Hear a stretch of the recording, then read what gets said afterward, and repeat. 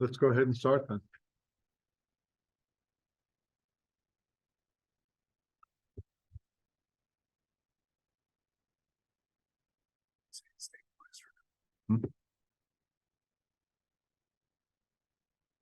Okay. Yep. All right, so would you join me for the Pledge of Allegiance, please? I pledge allegiance to the flag Of the United States of America and to the republic for which it stands, one nation, under God, indivisible, with liberty and justice for all.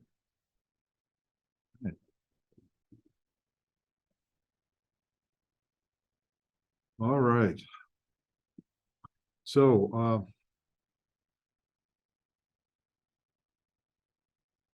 are there any changes to the agenda that anyone would like to request? Okay. Hearing none, why don't we take a look at the live district calendar?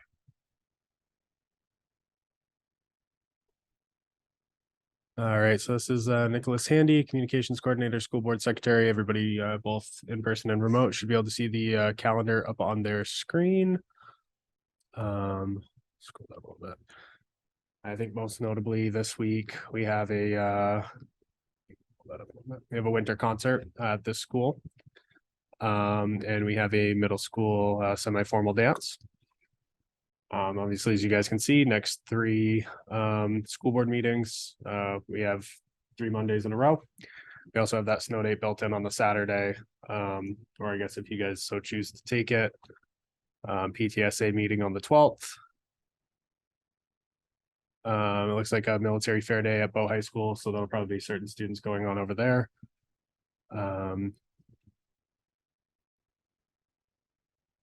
That's Mr. Baker's group is going for a competition over at Pinkerton Academy. Baking. Yep, there we go.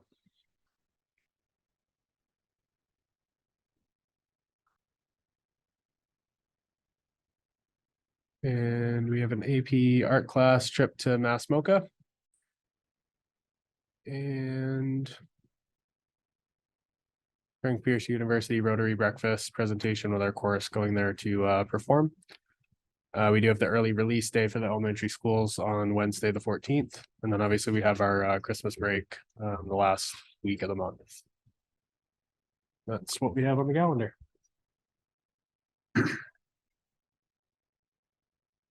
Okay. Right.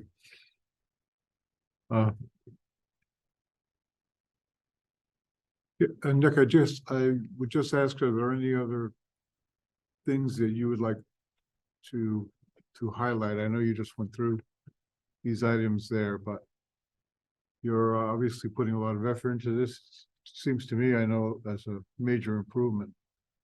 I mean, again, we have to still work with the elementary schools a little bit. As you can see, there's a lot of orange on there, which is all the middle high school events. There's not much on there for either elementary school. I'm meeting with principals of each school once a month to try to just continually go over different communications efforts. So in the next meeting that I have with both elementary schools, I'll remind them about utilizing the calendar more and just trying to get more events on there, just so it's not just a district and middle high school calendar. So we continue to work on those sorts of expectations, because again, we have the individual schools controlling their own calendars, because then theoretically they're going to be inputting more information. They'll be more ready to add those details in, flyers, related documents, so on and so forth. So just a question, if you get items to add to the calendar, is it you who physically adds them, or? No. So how it works, I control one calendar, and that's the district level calendar.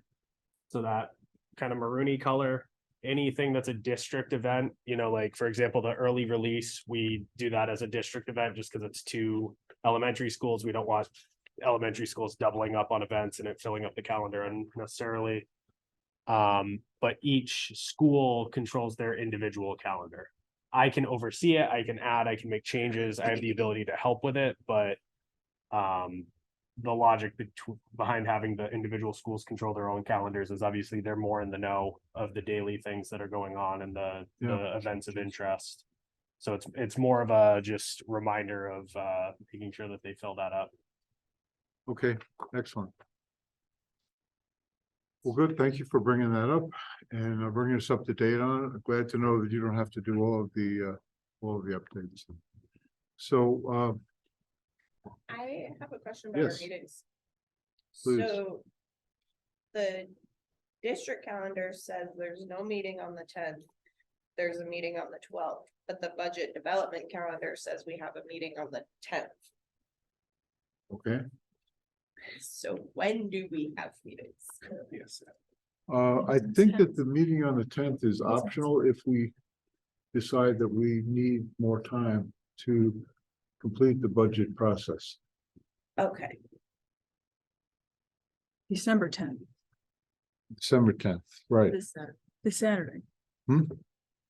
This Saturday, this meeting's This optional? Saturday, right. I think that was put on the calendar as an optional meeting date if we feel we need it. that it right? says budget finalization. Yeah, on so the- I guess the point of confusion or contention rather is that I just have to update. If you guys want to change the schedule, obviously it's your ability to do so. Tentatively put into the original calendar were all a similar rollout as to what we did the previous year. It seems like when you guys approved this calendar, you approved something that was slightly different. So it seems like in this calendar, we're functioning with the potential Saturday meeting. So that is actually a point of discrepancy that the board should address in terms of how you want to handle future budget meetings outside of this one. If this is the budget development calendar, which is how you approved it, then you guys have your one meeting tonight and then an additional meeting to meet should you want to take it. The original kind of tentative calendar had you guys meeting 3 Mondays in a row. And that we'd meet this Monday and then meet next Monday to approve the calendar. So. Or So sorry, basically, we have two options. Well, three options. We could finish our budget work tonight, but generally it's taken us longer than one meeting. And so our options would be to schedule the Saturday meeting or have a meeting the following Monday, the 12th. Is that what? Mhm. Yeah. Okay, so Daisy, thank you for the question. And that's a good. I good catch. can't make it on the 12th. That's why I was confused because the 12th is also the same night that the elementary education committee is supposed to be meeting. Uh-huh. And I couldn't make it to that one, so. When the dates were different on the calendar than what I had, I was confused as to. Yeah, I didn't have the 12th on my calendar either. Yeah. And the fact that we're short several people tonight, is sort of a concern. So this is probably a good time to talk about what we want to do. I mean, we could, on the one hand, feel like with fewer people here, maybe we can ask fewer questions and just go through. But I don't think that's really what we want. I think what we want is a thorough review of the options before us and, a good planning process. So with the options being to meet on Saturday, which I know is not good for some people, or to meet next Monday, which also isn't good. And I guess I'd ask for our budget advisors to chime in here as well, because you're obviously an integral part of this. And also, Lisa, please feel free if you have any thoughts. I can meet either time Okay, or both. On Monday I prefer, but usually Saturdays are for public sessions where people could attend that. But, anyway, One avenue you could take would be to have the Monday session and then have, if necessary, the 17th, which is a Saturday.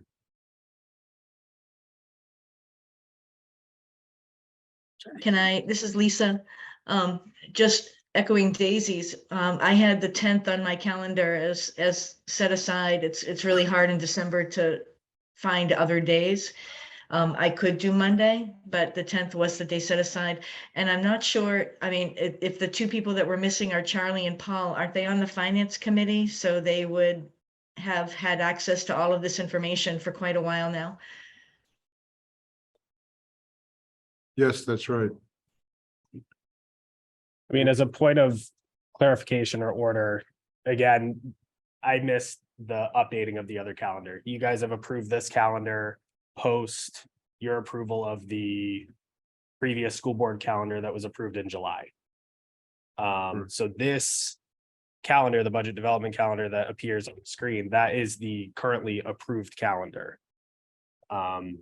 It's more just a good note that we brought that up. It's again, just an oversight on my fault of not updating the three different places. Sure. So I apologize for the discrepancy.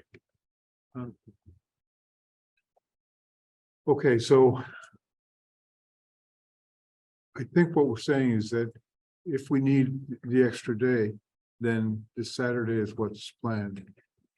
And hopefully, if we do need that, it will not take all day, just something we can take care of in a few hours. Okay. And that would be here? Yeah. Okay. Right. Okey-dokey. Okay. So Daisy, thanks for bringing that to our attention. You're welcome. And why don't we go on to public comments?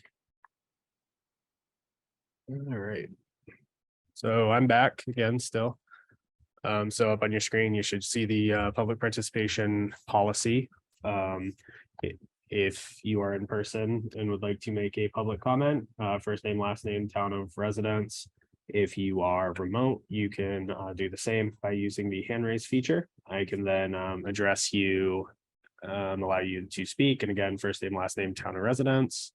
And just if everybody could adhere to the policy on the screen, that would be great.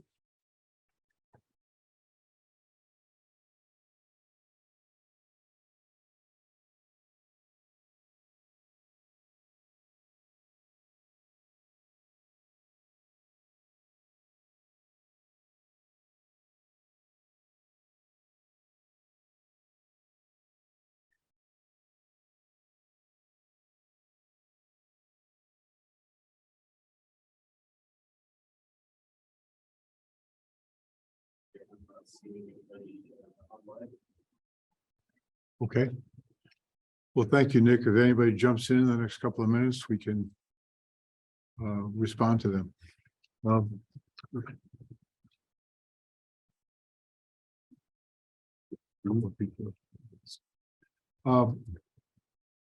We don't have a student representative report tonight.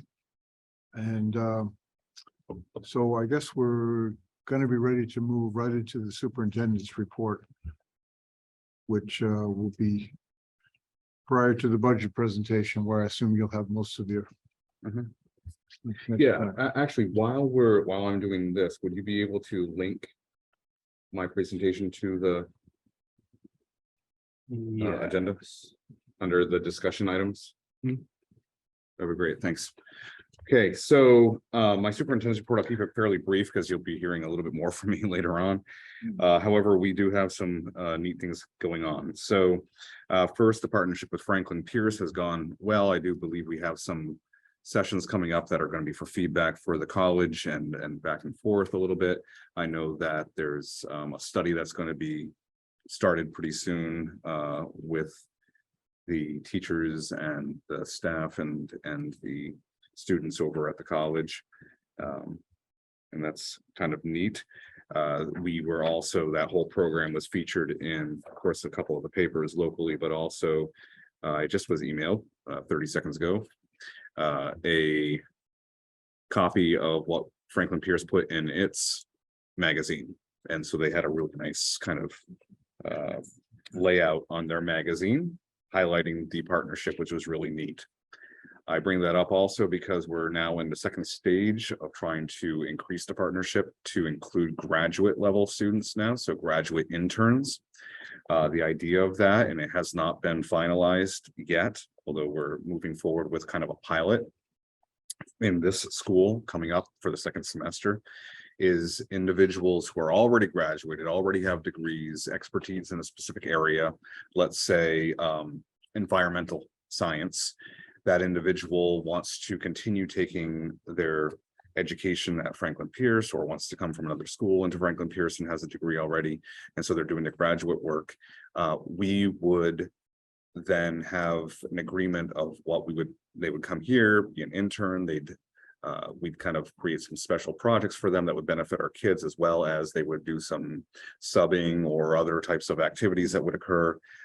They'd get a modest stipend or hourly rate, along with some support for their housing over at the college at a reduced rate from what the college would typically do. And so trying that out to see if we can kind of build more capacity here and build more programming here in the years to come, without having to increase staff, without having to increase after school programming like clubs. We'd have a bank of individuals to be coming our way. Of course, the benefit to them is, I think, relatively obvious. And then Nick just has trained recently, maybe today even, some individuals over in the Pratt Gymnasium, and I know we have another setup over in RMS as well. Some students who are going to be streaming using some of the cameras that we put in place during COVID, streaming our sports this winter as much as we possibly can. Anyway, they're going to start off with maybe a middle school game or a scrimmage, just to make sure that they know what they're doing and everything. So we have 2 or 3 individuals who are going to be doing that. Some of it will happen here, some of it will happen at RMS.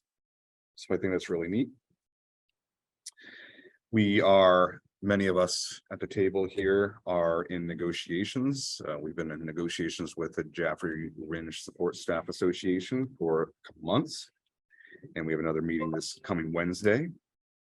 I believe negotiations are going well in that we are working together anyway. We certainly have had many sessions, so it's not been a quick process. And then the next week we have, Nick already indicated that on the calendar, there's that early release day for elementary schools for professional development.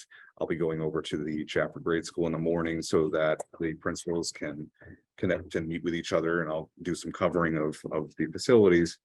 And then next week we have our second meeting of the Jaffrey Ringe Cooperative School District Elementary Education Committee, and then also the Jaffrey Ringe Cooperative School District Athletics Facilities Committee. So these are all both short-term committees that are going on with the idea of thinking about long-term solutions. And so I'm excited about those. The first meetings went very well. And I think I'll leave it at that for now. Any questions?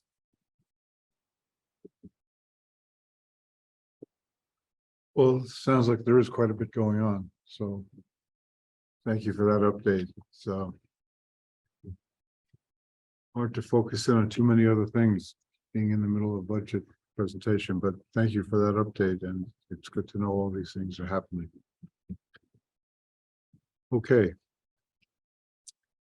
If nobody else has any questions at the moment for Ruben, then we'll move on to the consent agenda. A couple of items on the consent agenda. Does anybody need anything pulled out of the consent agenda tonight?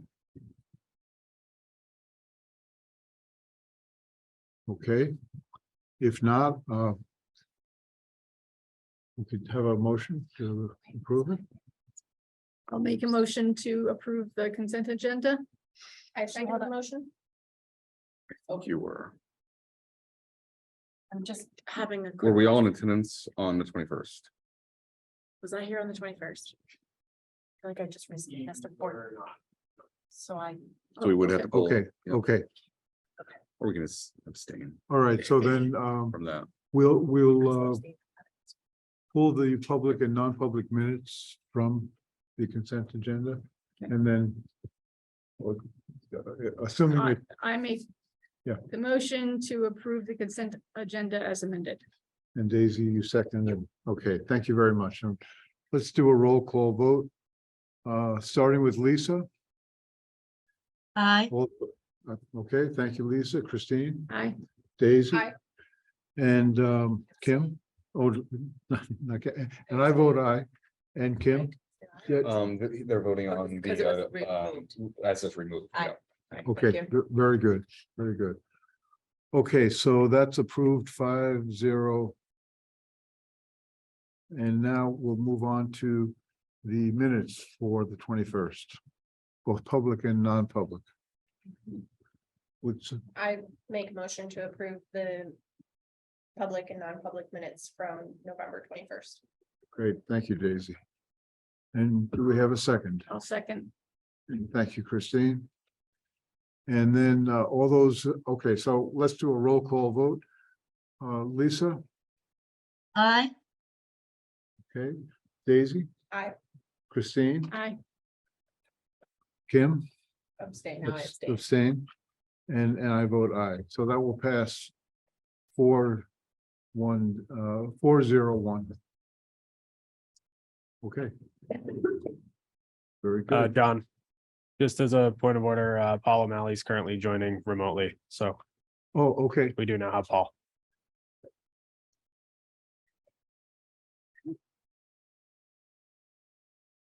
very good. Thanks, Nick.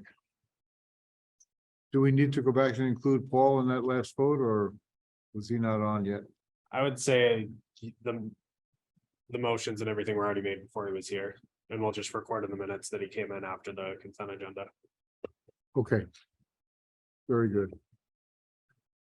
And that brings us to budget development. So,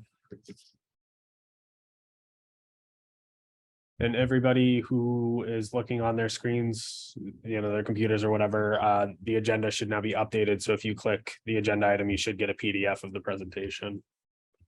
okay, so if you already have the agenda up on screen, you probably have to refresh your screen, and then you should have the budget presentation available.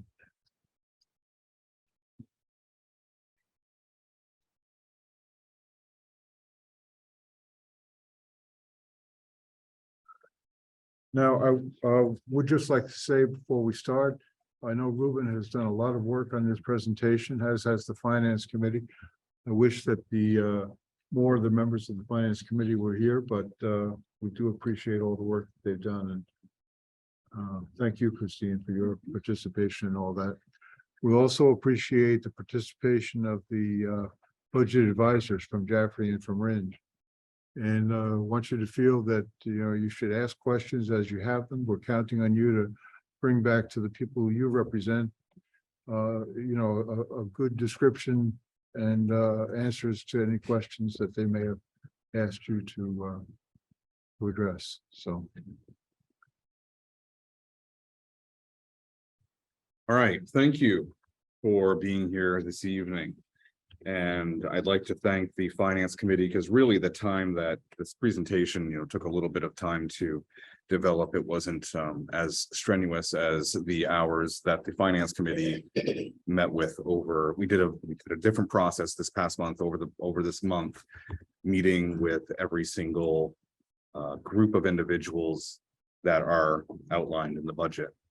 And so we had 4 to 5 Finance Committee meetings, which is why we also adjusted the budget calendar, review calendar, to see if those meetings would help expedite some of our processes. And what we found is that I think while we have made some changes prior to coming here, but in the tune of about 400,000 removed from the numbers that you can see here tonight, mostly from facilities,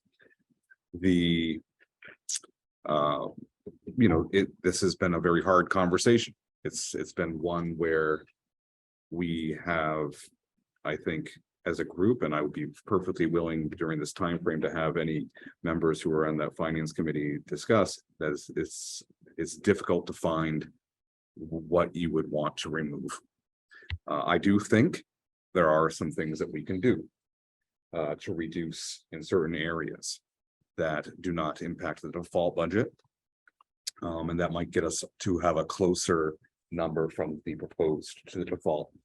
Ultimately tonight, for those, especially for those who have not taken part of this, you're going to look at this and say, okay, I see these numbers. I hear the conversation from that I provide, and some of us have some dialogue here this evening. You'll also see some estimated tax rates on this. And so weigh all of it, because you also represent the people in your communities. And so the people in your communities are certainly these kids. By policy, they are the ones that we work here for the purpose of, but and also I think just because that's why these schools exist. And there's the more we do for them, the better our future is here in the community, and the better their future is in the world that they build going forward. Certainly we have, I think, made a lot of really neat gains over these years and want to continue to do so, but we understand we need to do so in a way that is going to be as fiscally responsible as we possibly can. These last 2 years have presented some challenges. I think that everyone understands that. And I think that everyone at home understands the challenges as they open up their tax bills. I think also as they go to the grocery store and as they go to the pump to fill up their vehicles, and just we have been hit with that. I would also say that schools tend to be hit with that and then some, because we have a lot of requirements by law. And when that happens, and with our current inflation situations, all of those difficulties become more difficult. That in the temporary or in the short term can cause stress and difficulty on the environment and the situation. It also brings us opportunity to look for the future and see how can we reverse some of these trends, or slow some trends, or stop and maybe create different trends, so that while it is expected that year after year prices are going to go up and costs are going to rise, that is typical. It is very rare that it goes in the opposite direction. But at the rate at which that happens, that's what we can make decisions on currently in this year and the years to come, that can make certain that the future 10, 15 or so years, that we're protecting the taxpayers during that time frame, while also setting our kids up for future success. And so it is a balancing act. What I would like for tonight, certainly, hey, if at the end you say tonight, you know what, Ruben, this has got to be the number. If you decide a number, then we come in on Saturday and I tell you how we got that number. Or if it's not possible, I tell you, please reconsider. If you think like, well, I have a range, maybe, this would be a more comfortable type of spot, that's a good way to go. Direction is important for me and my team here tonight. I'll also tell you what reductions will mean. We'll talk about that. And so that can weigh into your decision making. And of course, I can tell you what additions to the budget would mean as well, for all of you who look at that and say, it's not enough. So we'll continue. This first slide, this is an example, really. I mean, this is something that we see every single year. It's 8 years of budget history. You can see that we have a history of actually doing quite well with not increasing the budgets by a large, the general fund anyway, by a large percentage. Sometimes we've even gone into the negative over the past several years from a standpoint of 1 year to the next. So this board has had a history of trying to make sure that it is as fiscally responsible as possible. The other reason for this slide is to point to the fact that this is an artifact. These artifacts, for those who are here in person and for those who are watching online, This is one of many budget artifacts. And what I mean by that is pieces of information that can talk to you, tell you different information about different parts of the budget. They are on our website underneath the departments. You go to departments, then you go to the business department, and then it will bring you to a space where you can go to the budgeting documents. For this year? Yes. They, The individual documents, like, you're not gonna meet your line item budgets, but if you go, I can show you real quick. It was just updated today. oh, sure. I looked just a few minutes ago. And I will, I'm gonna also be adding a direct link on the school board calendar as well, or on the school board tab. But you go to departments, you go to business, budget information. Fiscal year 23-24. Ooh, that's in the past hour. Thank you. So a lot of the things that Ruben's referencing tonight are physically here if you'd like to look through them. There may be a couple other items that will be put in there later on. Yep. Okay, we go to the next one, please. Not that one, the one just prior to that one. This is an important bit of information to consider. So since 2012, our population has decreased by over 350 learners. Preschool, if you look at the pre-K to 12 totals, that's a little bit, you know, it buffers that a little bit. We have had the recent, I would say recent in the last few years, goals of improving and increasing pre-K. That is an example of spending some money, some of it, which right now is grant funded. So we're not actually having that in the budget in a way that's getting taxed. And that will happen again for next year. It will be grant funded as well. But we currently have roughly 90 on average. If you were looking at kindergarten, first grade, second grade, third grade, fourth grade, fifth grade, you have roughly between 80 and 90, 92 learners per grade level. And in pre-K right now, we have approximately 90 individuals in pre-K, which is really neat. And that is something that is researched, at least nationally, that is going to, down the road, 10, 15 years, pay off. It is an investment that this community can make that is going to help later on in many ways, not just because of taxes. But those numbers are important to understand and where those numbers are. Elementary in particular has decreased in the last couple of years. There are options. There's a charter school that has opened up close by. Some individuals have or continue to and maybe have chosen to go back to homeschooling in some grade levels. There's private schools and so forth with the adding of that what do you call it? It's a voucher, the voucher system basically, that some parents may have been able to find schools that, you know, if they qualify, they could pay for. So there are those types of things happening that can impact numbers. Certainly, we saw the greatest impact during COVID. We also understand that last year, those numbers, because of the number drop, the ADM that dropped in RINJ, that impacted the calculation of how the taxation occurred.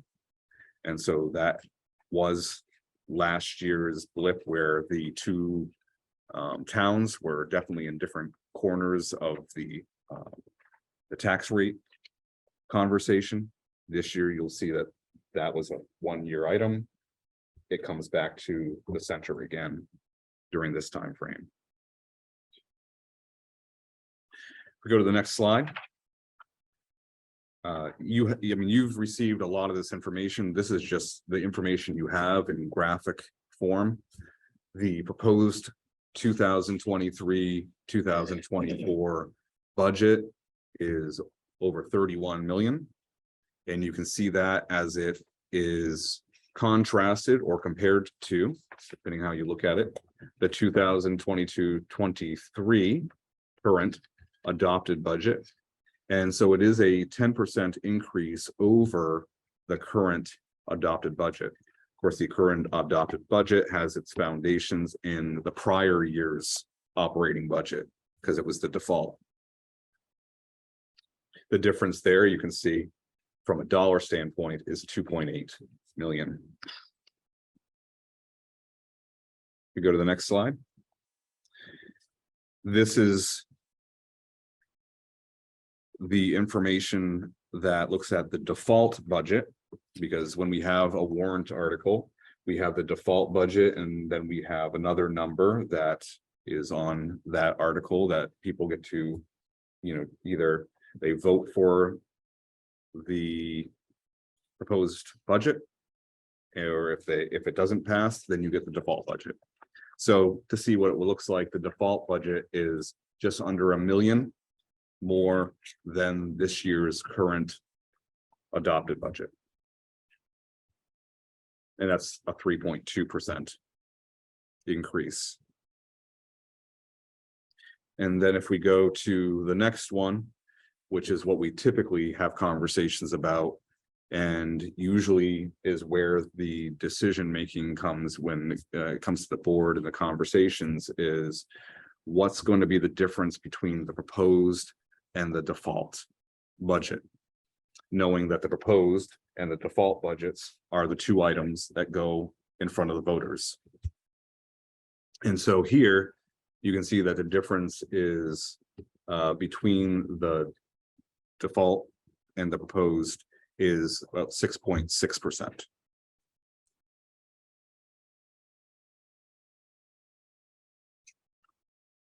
This graph actually looks very similar to what we had last year. And that, I mean, in the sense that the costs rising, I mean, it's identical to the situation that we were hitting toward the end of last year, in that inflation was high. So what is it hitting? It's hitting out of district tuition, which is where you're going to see in special education major increases. Most of those are in the default budget. So we're able to pay for those because they are required by law, but it doesn't change the fact that it's an increase at an alarming rate and number. Psych services, because of some differences in who we might retire or choose, you know, to not be here, how we have psych services or offer that tends to be more costly every single year, along with speech. It's been very difficult to hire those positions. If you could hire those positions at our kind of salary scales, we'd have a lot, it would be a decrease. It's not happening. So those are contracted services. We do have some internal speech support, but psychological services, that doesn't happen very much. In transportation, of course, we know that we entered into a long-term agreement last year. The special ed transportation we're able to put into the default. You'll see some other increases, especially in the middle school, high school, where the increase occurs in transportation due to co-curricular activities. And so there's quite an increase there in that area.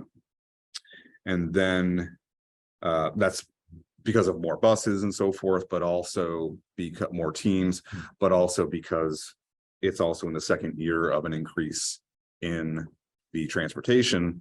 And we're going back to our budget this year isn't considering even the first increase in that transportation, because we're back on the pre-contract numbers, which was much lower. We had like a 13% increase last year. You know, this year it's also another increase.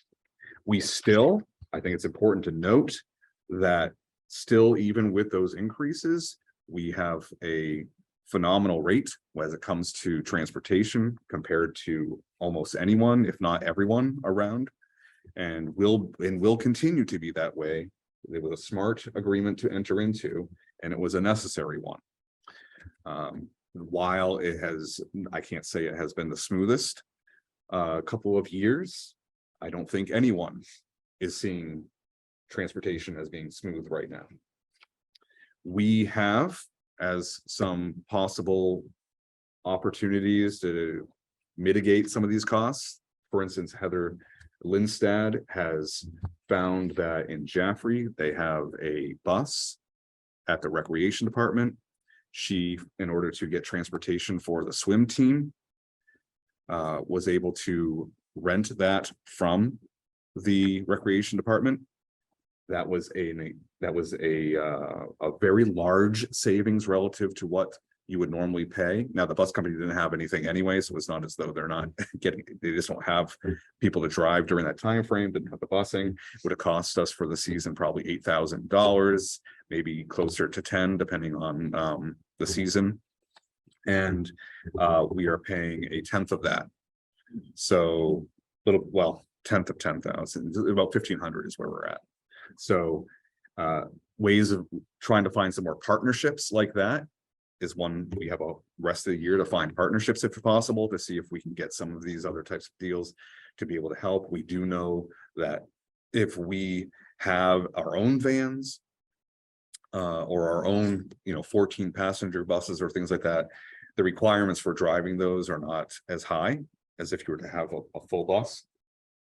So there's some potential there, some savings. I do know through some research that the prices of 14 passenger buses have almost doubled, and they're almost impossible to get. Vans, however, there may be a possibility. So we'll continue to look into that.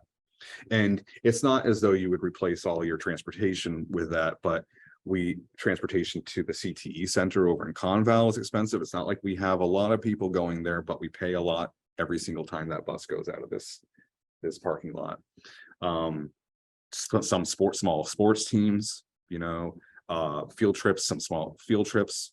Also, when busing isn't available for some of our most vulnerable learners who travel to other locations, it's also an important thing that maybe we have some other alternatives so that we are meeting the legal obligations of our job here.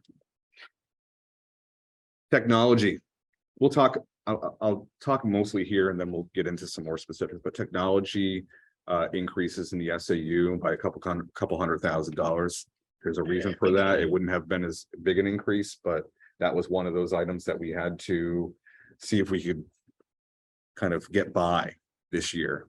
And I'll tell you how we are getting by and how we're not getting by, and why it is not something that we can remove out of this next cycle.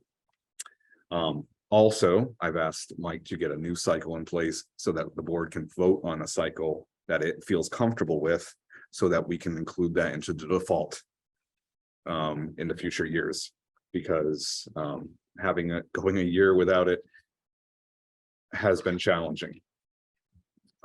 Yes. How much is the technology piece? I will get to specifics in a couple slides down. Okay. I'm just giving you kind of the overarching right now. And But I apologize for interrupting. No, that's fine. 200,000 is basically what it was. 150,000 in Chromebooks. I'll explain why that's that much, and then another 60,000 for a first of 4 years of a technology lease for new computers for the instructors. So part of my reason Mhm. for interrupting Sure, you is that's that fine. I appreciate that trying to do a presentation and Mhm. being interrupted constantly makes it even harder. But I Mhm. also appreciate your skills in doing this. And I want to make sure that everybody knows that as we go through this, if you do have questions, Yeah. please do, Yeah, it's fine to interrupt me. I have no problem. I was waiting for the end. I had a couple questions on a couple of these. Okay. slides. I'll wait till the end too. And then utilities, of course, for facilities is rough. we're in a tough situation there.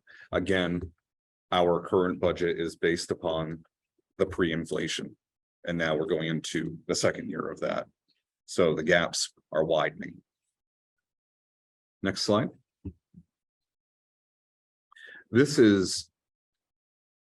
I think this is the most interesting of graphs. And the reason for that is because since I've been here, that large blue Pac-Man-like shape, where Pac-Man's really eating a lot more here, that piece of the pie, the salaries and benefits, has been 75 to 80% of the entire budget.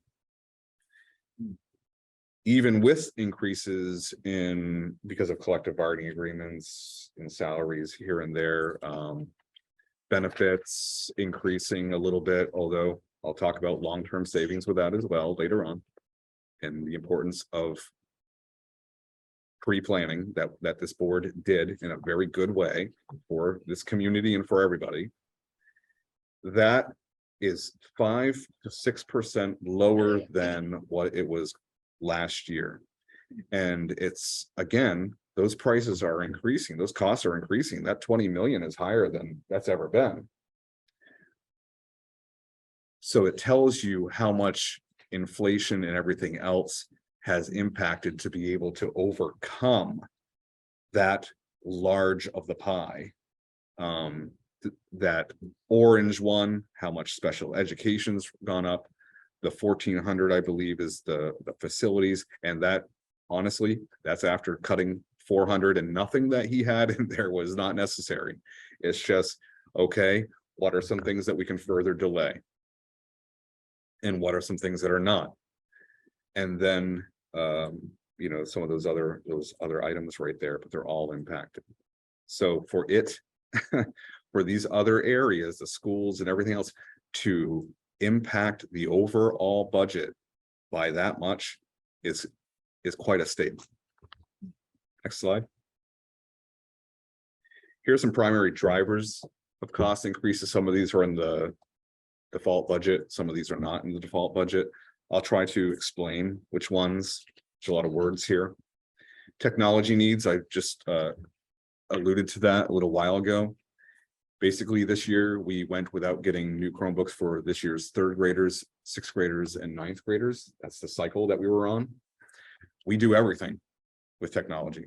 You know, we're not getting curriculum books and all these other kind of things because we have we've gone in this direction. And whether or not someone would argue with that direction, we're in, you know, the first quarter of the 21st century. That's where the direction is going. We've done very well. We actually jumped on board very quickly with technology. It helped us navigate the pandemic better than most places. I'm not saying that was easy at all. It was very difficult to do, but still, we had a little more experience than many other places had. At that time, teachers, we had the forethought to have given them laptops for their curriculum design and to be able to utilize with the learning management systems and so forth, which of course is happening across this entire school and will continue on in the elementary schools in years to come. The next year, the reason why it's 150,000 as opposed to say 75 or 80,000 is because we need to replace, and Chromebooks are a lot less expensive than computers. So that's why it could be a lot larger, but we need to get new ones for the fourth graders next year, which are this year's third graders, plus the third graders coming in, and then keep that same pattern up for the 6th, 7th, and the 9th and 10th. The impact was bigger than we ever thought it was going to be this year. Not that the Chromebooks that we still have another year you couldn't utilize for a variety of tasks, but certainly for state assessment, any type of anything that required a system to be updated, those tools were not able to be utilized. It was as though we didn't have them. Actually, it was worse because had we known we didn't have them, we would have tried to even figure out something else to do. So through some grant funds, we were able to just recently get 80 of these Chromebooks. that will help us get through the year with state assessment and so forth, and try not to, you know, cause added difficulty and stress in that area. The teacher laptops, staff laptops are certainly a year past due. They are to the point of, if you were to type, you might not see the sentence you type until you're into your third sentence. So that's if you keep it going and you type fast. For slower ones like me, you know, you might see your first sentence in the middle of the second sentence. But regardless, that's how it's operating. That's the difficulties, and it's not efficient. And so it is a time we don't recommend purchasing them straight out, because that's a big hit to the budget. And what we're looking for is trying to get some fewer rises and falls, get a little more stability. And so you can get the technology up front and have it paid for over time, similar to what we're doing with the HVAC system right now, which, by the way, thank goodness that was passed. I know that the taxpayers passed it. It wasn't by much. We kept the pricing, and we're going to be able to keep it that way. 3 months later, you're in a whole different stratosphere by the millions. And we knew they were end of life. We already had 2 systems up top malfunction. And so that we were able to save money, not have to repair and buy needless engines and things of that nature, or yet another, you know, like in-kind product, because the new ones had come in and they were able to be replaced and so forth. So it was advantageous that way. Not to mention, we are in this school right here, setting up for the future, because this did not have the infrastructure for new technology.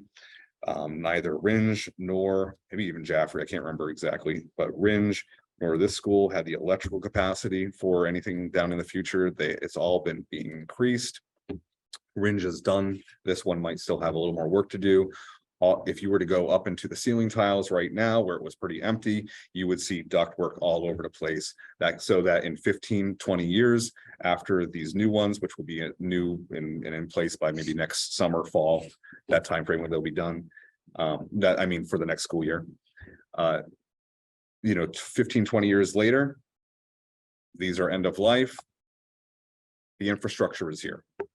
And so The ductwork. the infrastructure is here to do that, and we're increasing the health and well-being for all individuals in these facilities, which of course is a lot more important than the money itself. Transportation increases, we talked about that. Special ed increases. Out of district placements is approaching $600,000 increases in those areas. Some of that has to do with just rising costs. Some of that is because of something else we're going to talk about investing, is we've had to place some learners in out of district placement that we had not intended. So often in the past, the patterns were that sometimes we would have individuals either age out of the system, or they might move to another location. Sometimes populations are transient. Or pricing comes in lower because they go to one school over the other school. That has not been the case.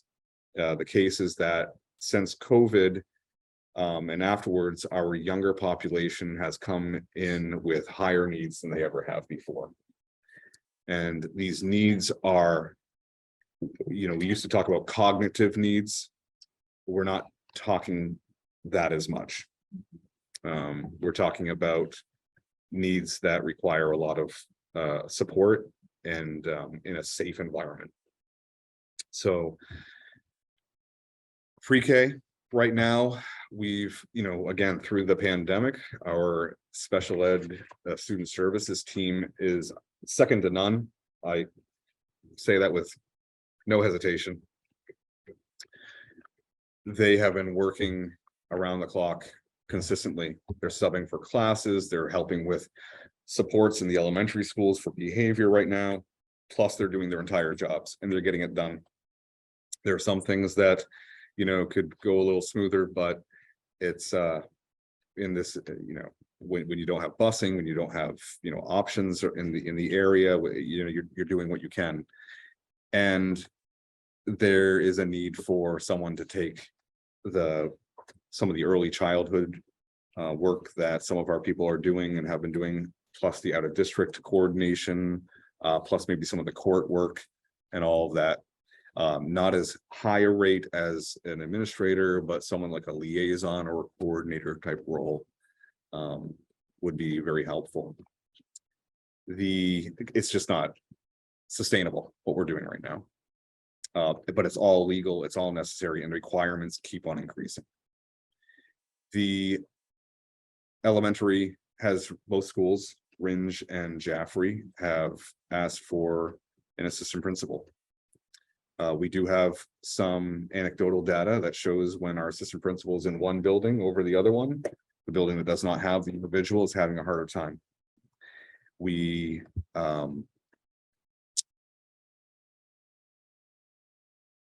It's not, academic support is not as much the issue. And so that's been an ask. Now, there are always different ways of looking at how to create these roles and so forth, but I think it's important to kind of lay out what these positions cost. Is it even possible this year? I can tell you that as I said last year at this time, we need to stabilize culture. And we've been able to at least have a good year of stabilization here. And I would say that we're in the process, and there's good evidence of stabilizing at the elementary schools as well, but there are continued needs arising in all the time that impact everybody. Next slide.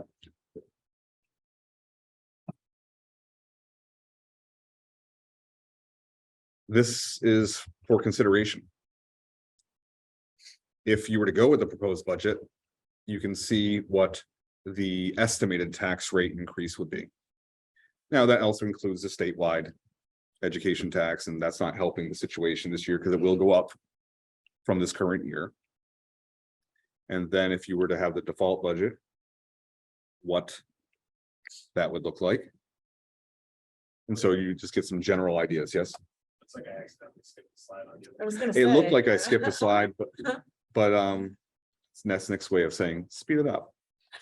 So I was like, wow, there was so much more that I thought was there. Facilities, just utilities alone from a couple years ago are up 170K or more. It's going to continue to move forward that way. The facilities probably is the greatest example of pre-inflation in what we have in the budget. And we've been able to help a little bit. This number is a little bit better than it could have been, because when we received the $112,000 that the taxpayers said, hey, yeah, take it on. Now I have to develop a plan and all of that because we took that money. That being the case, that the plan is fine. We already have plans. It's not, we're just continuing on with our efforts. But that $112,000 was able to allow the curriculum money that you approved tonight to come back to the curriculum money that I had taken out of curriculum and to go and pay for electricity. And so that money gets added to the budget and can be utilized in the default because it actually was added to the bottom line of everything. It wasn't like shifting money around from something that had been pre-existing. So that helped us a little bit within this budget, to be honest with you. SAU costs for transportation, fuel, we pay for fuel, so our bus contract doesn't include the fuel. We have to pay for that. And plus, of course, the transportation increases. Warrant articles came into this year so that the difference between, for instance, the approved budget, which would have been the default budget, and what we're even operating this year is impacted because those two items were put into the system. the JREA contract. Next year will be about 380,000, give or take 5,000 or 10,000 on either side. The HVAC lease is approximately 380,000. Again, that's money. That's a lot of money added. It is. It hits the tax rate. It is significantly cheaper than if we had waited a year. And these are in the default budget now. They are in the default budget. Yes, they are. Good point. Those are in the default budget. None of the facilities that I'm talking about with extra are in the default budget. The SAU costs for transportation fuel thing, not in the default budget. Health insurance, I believe that we're not talking about it being in the default budget. And that 185, I believe, and if Carrie's online, she can correct me on this. I don't want to give misinformation. I actually believe the insurance doesn't go up 185 this year. We had a great rate at 3.1. We've had 2 great years of some of the lowest rates increases in this area, if not the state. That's because of pre-planning from this board in cooperation with the staff in this community to make sure that everyone's rates, including the people who, myself, anyone who works in here who takes any of the healthcare plans, while it is a different type of healthcare plan and takes a little bit more understanding of what you do, your rates and your contributions go up a lot less each year, and that's passed on to the taxpayers as well. This, I mean, in a previous district where I was, where they had point of service plans, which is similar to what we had before, it was not uncommon for the rates to go up 12%, 16%, 20% within a year and have that keep on going. And that's unsustainable. This would already be, I believe our budget would already be over 30 million had we not switched healthcare plans. That's an example of prior planning to make sure that our rates don't go up as much. Yes. Ruben, that's something that's related to something that was done, was it 4 years ago, 5 years ago? 8 years ago. 8 years ago. Yep, that We 8 did years that 8 ago years is ago. paying off and has paid off. It significantly paid off in your first 3 years, but right now it's still having a payoff. Yes. Carrie is on and she's got her hand raised. So. Yeah, if she could correct me, that would be fantastic because I might have the explanation wrong on that healthcare. And thank you, Carrie, for being willing to do this. Carrie has been out today. Hi, so the health insurance increases 3.1% to the overall budget. For the default budget, the increase only goes to the 2 collective bargaining agreement unions, the JREA and JRSSA, in the amount of $78,086. The remainder goes into the proposed budget, and that amount is equivalent to $14,705.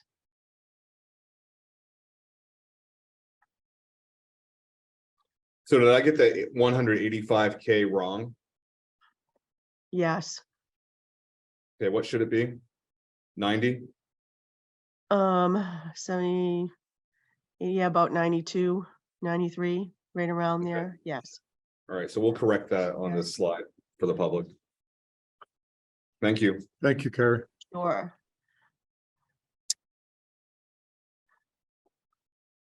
And then SAU exempt and non-exempt salaries are about 25 people within that group. Individuals who are working at the front doors, working as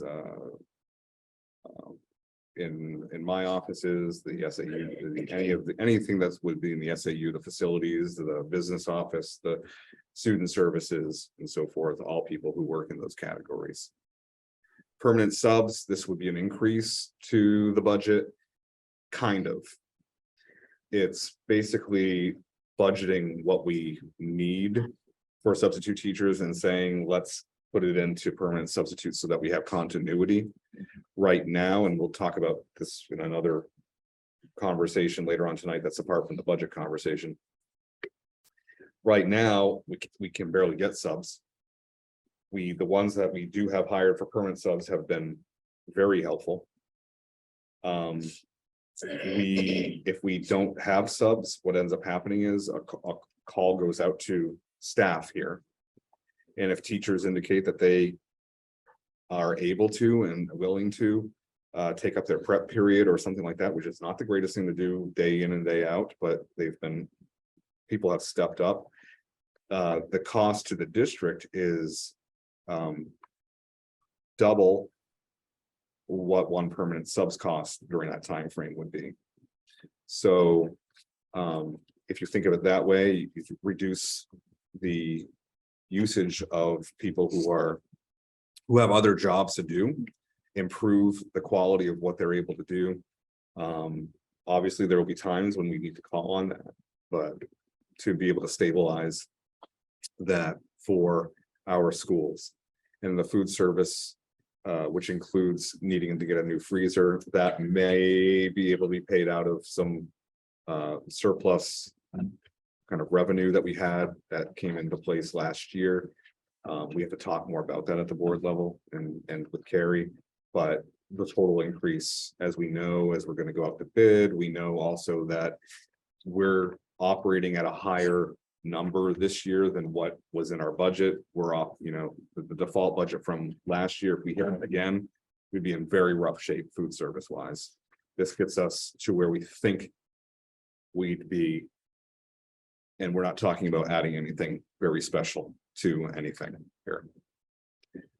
We had to call around to some other schools to kind of find out where they were budgeting in order to get to the number that we felt our budget was going to work.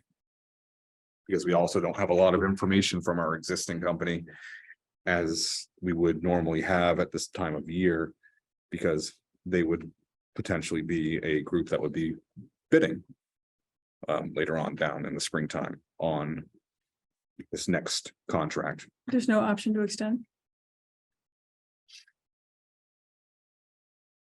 Sorry, Laurel, what was that? I'm sorry, there's no option to extend their contract.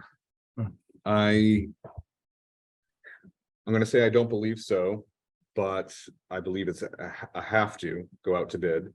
But is Carrie there again? She might know the contract better than I do. Carrie, the question was, is there an option to extend with this particular group? This contract? Am I still on? You are now, I can hear you. Okay. No, there's no option. We're at the end of the 5-year bid cycle, so we are required to go out to bid by the state. So we have to put it out to bid.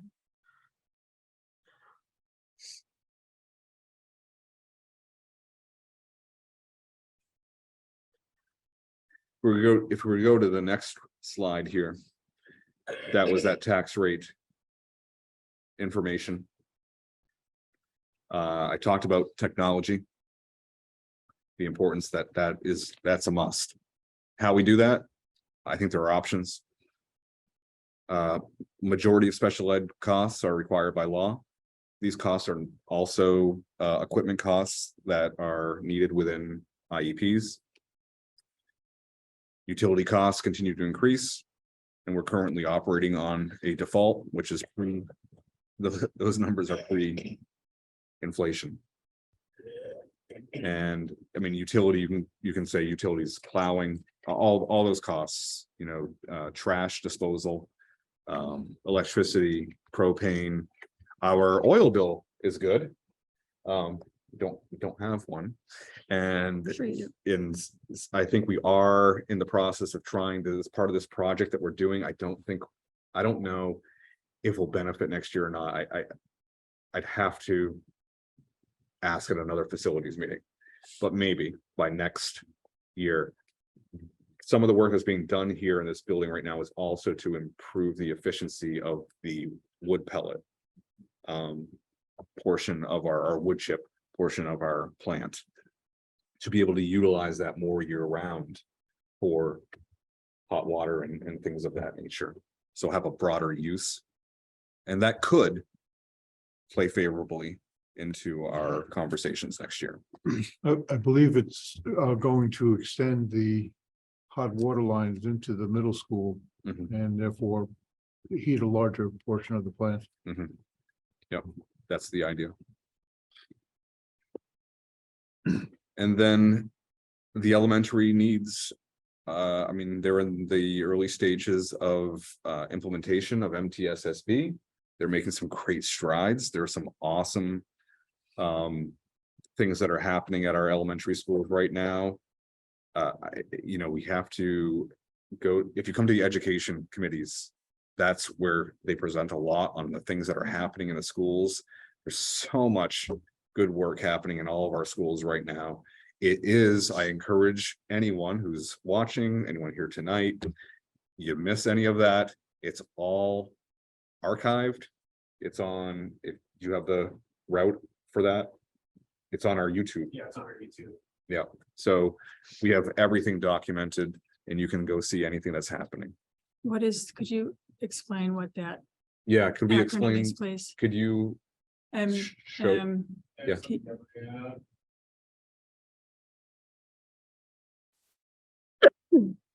Use an acronym. if you don't Oh, mind. MTSSB, great. Yes. I see what you mean by that. Yeah, that's multi-tiered systems of support Thank you. for behavior and wellness. Okay. Thank you. So, we are still waiting to hear back on whether we are part of a grant or not, that we'll find out this month, but we're fine either way, which just will help us if we did get it. Basically, it's a tiered approach of how we work with all learners, how we work with some in a little bit more of a capacity, targeted capacity, and then how do we work with our some of our most needy in the sense of behavioral supports. What are the process, what are the protocols, what are the interventions, whose job, making sure it's all running like a well-oiled machine that way.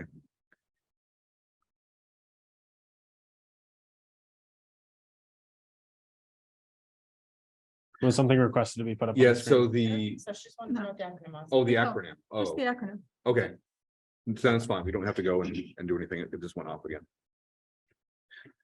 The last thing I have on this slide show here is just some other possible warrant articles.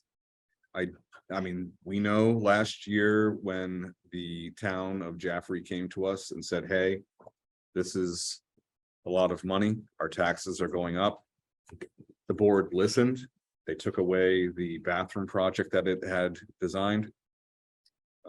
And we're putting it off, and we'll put it off till we need to. The bathrooms do work, the toilets do flush. Some cosmetic work can be done here and there and improve things, and we've been able to do a little bit of that even within our budget. We reduced the money that was going to go into those other accounts as well. And of course, when we hit the default, we not only went down to default, we knew that we had other costs. We had to cut beyond the default by $250,000 on top of that. We reduced a total of 8.5 positions last year. And so right now, I don't think we're desiring, knowing that this is a tough budget year again, we're not desiring to put a lot of items on the warrant articles. That being the case, we are negotiating a contract with the JRSSA. It is a group of individuals who work very hard, are incredibly important to the running of our school. Maintenance, custodians, Yep, maintenance, instructional associates custodians. who work with special Yep, needs. the people who work with our learners with highest needs. Secretarial support or administrative assistant support. Technology. This place doesn't function without them. And again, salaries are increasing. Every school's having a hard time with all types of staff members. We want to be able to keep our staff and try to have others feel like they can come and work with us as well. And so it's an important contract here with them. And these are some of the workers who are at the lower end of the scale, and we find ourselves competing with fast food establishments and with other employers who are in the neighborhood and who have raised their prices.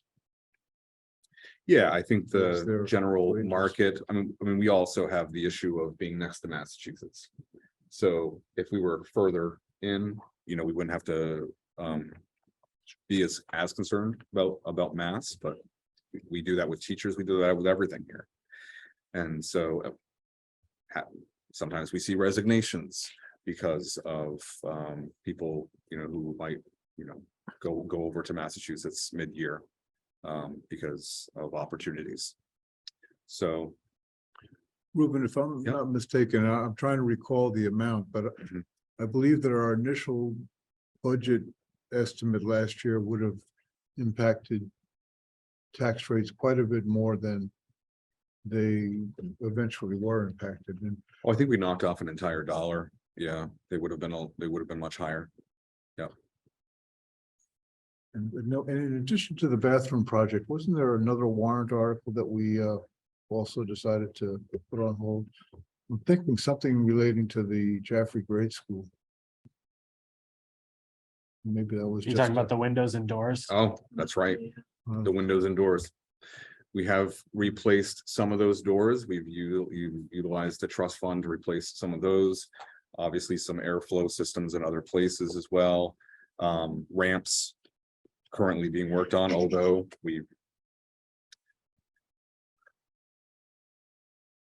making decisions for the temporary, the moment, and passing on the experiences and the difficulty down the road is not the way to go. And so we need to find out the most fiscal way to do it, but to do it right now.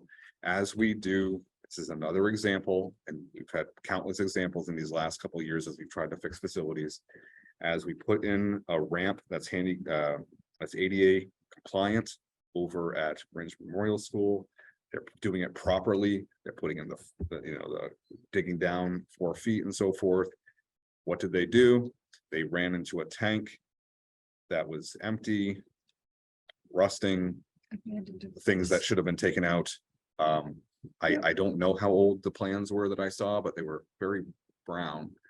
I think 20 years ago, maybe. And it was on the plans that said these need to be taken out, and they were not taken out. So we had to pay extra money to get those things filled or removed. And the reality of them being underneath part of a building is that years down the road, you could have had some collapse and it would have been a problem. We had to it would have been so much less expensive to deal with it right the first time.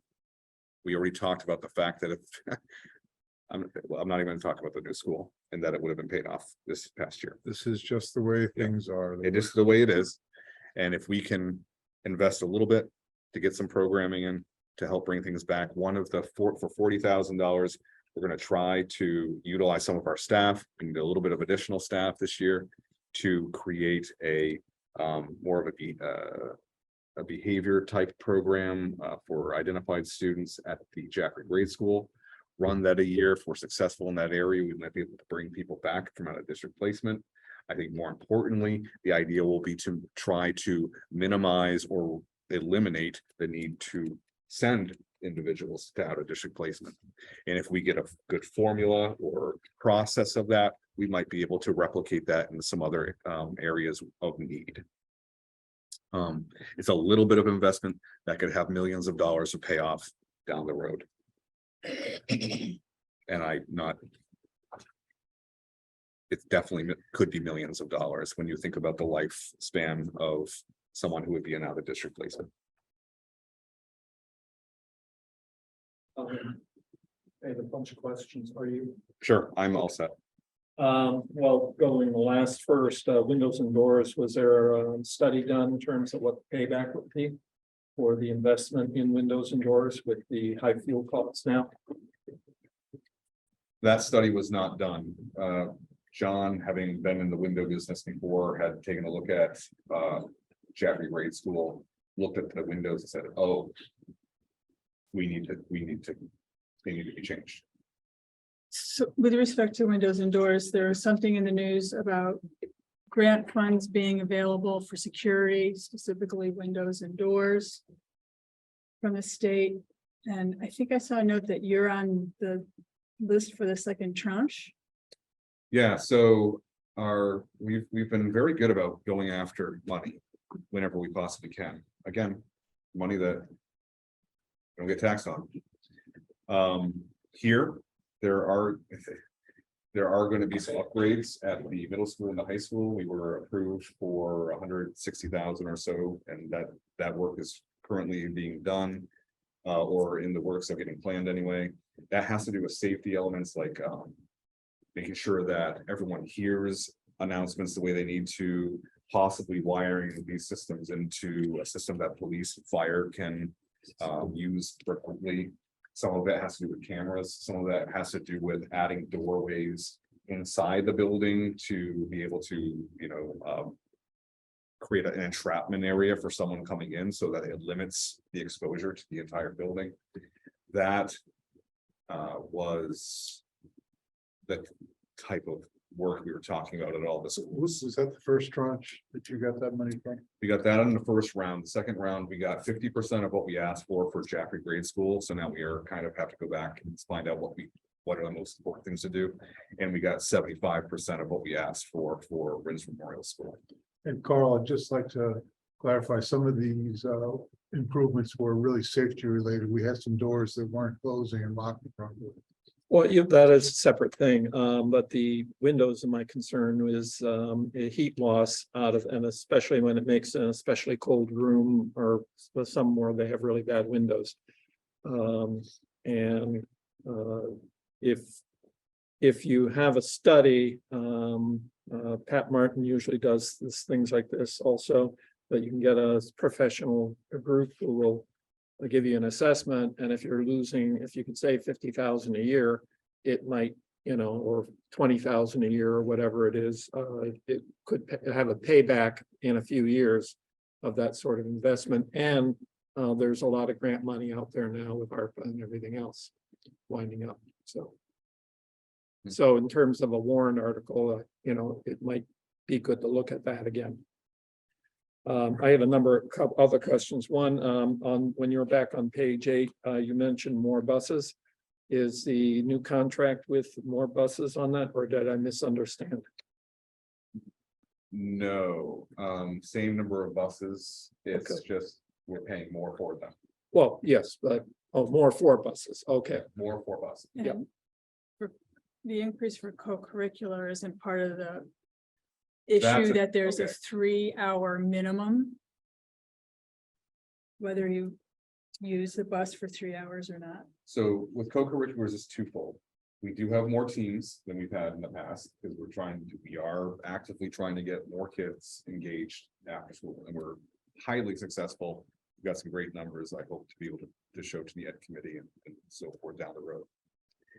That being said, in order to be able to provide transportation to different types of events, we have to increase transportation costs for those individuals. So yes, every time a bus goes out, you're paying for 3 hours, whether it's 10 minutes. So if a bus goes to Conval and For comes back for CTE, yeah, it's a 3-hour minimum. you're paying, we pay, I think we're budgeting 60,000 for next year for CTE busing is what I saw. It's That's going up. that's what started the finance committees asking us to look into vans and so forth, whether there's a lease or a purchase that we might be able to utilize that could help support that. And that came also at the same conversation when Heather said she was able to rent through an agreement with a town source to save $8,000 to $9,000. Yeah. Do you currently have a lease agreement on laptops for teachers? Or was that a purchase? We had a lease Okay. agreement, And so is this a recurring 60K every year 4 years, yeah. for But 4 years, and but then the you would idea get with that- another and lease then agreement? Yes. Okay. And that for how many laptops is that for? 200. Okay. It's not bad. And you said you had tech cycles, and that's a 4-year tech cycle, with the laptops and you had The mentioned something. laptop, The laptops you're saying is a 4-year tech cycle, that you're replacing them after 4 we need to, years? what we need to do is we need to develop and adopt a new cycle. Got it. We've got. Okay. It had been, I believe, third 5, grade, we had 6th 5, grade, and ninth grade. for the laptops, it was supposed to be 5, Right. 5 years, yeah, but yes, But for Chromebooks, I think it was 3rd grade, 6th grade, and 9th grade. But there was you no got a new formal Chromebook. document, right? There was no formal There- replacement cycle adopted. There was, no, not adopted, Yeah. only presented for understanding purposes. Yeah. Right. Yeah, which is why Okay. it's not in the default. Thank you. You done? I think so. Okay, can I ask? And then board members should go first. No, please, anybody jump in for this question, Okay. One or two. including Lisa and Paul, by the way. If you're online, just raise your hand and Nick will let us know. So this is in no particular order. Some of it is in Ruben's presentation order and some of it. Anyway, so you talked about pre-K and that a lot of it's grant funded. And that on our ADM for October this year, there's 85 pre-K listed. But isn't it a half-day program? So aren't we really serving double that? No, some of it's half day. We actually have now 4 full day, 4-year-old, week-long preschools. And then you have the 2 special integrated preschools that are half and half. Now, some of those learners also attend full day. But you also have 3-year-olds who are attending half and half. So what percentage of the pre-K cost to the district is grant funded? Yeah, I see that we have a number of some FTA employees, but Mhm. it doesn't cover the administrative costs. So it would be two. The percentage, well, so. Here's what it would be, from the regular ed standpoint, you'd have 2 pre-Ks at each school. Half of those, the staffing of those would be paid for through grants. So 1 whole class at Jaffrey Grade School, 1 whole class at RMS is paid for currently through grants funding.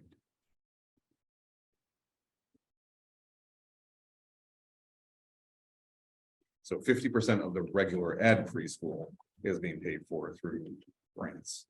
So 33% of preschool in general is being paid through grants. Yes.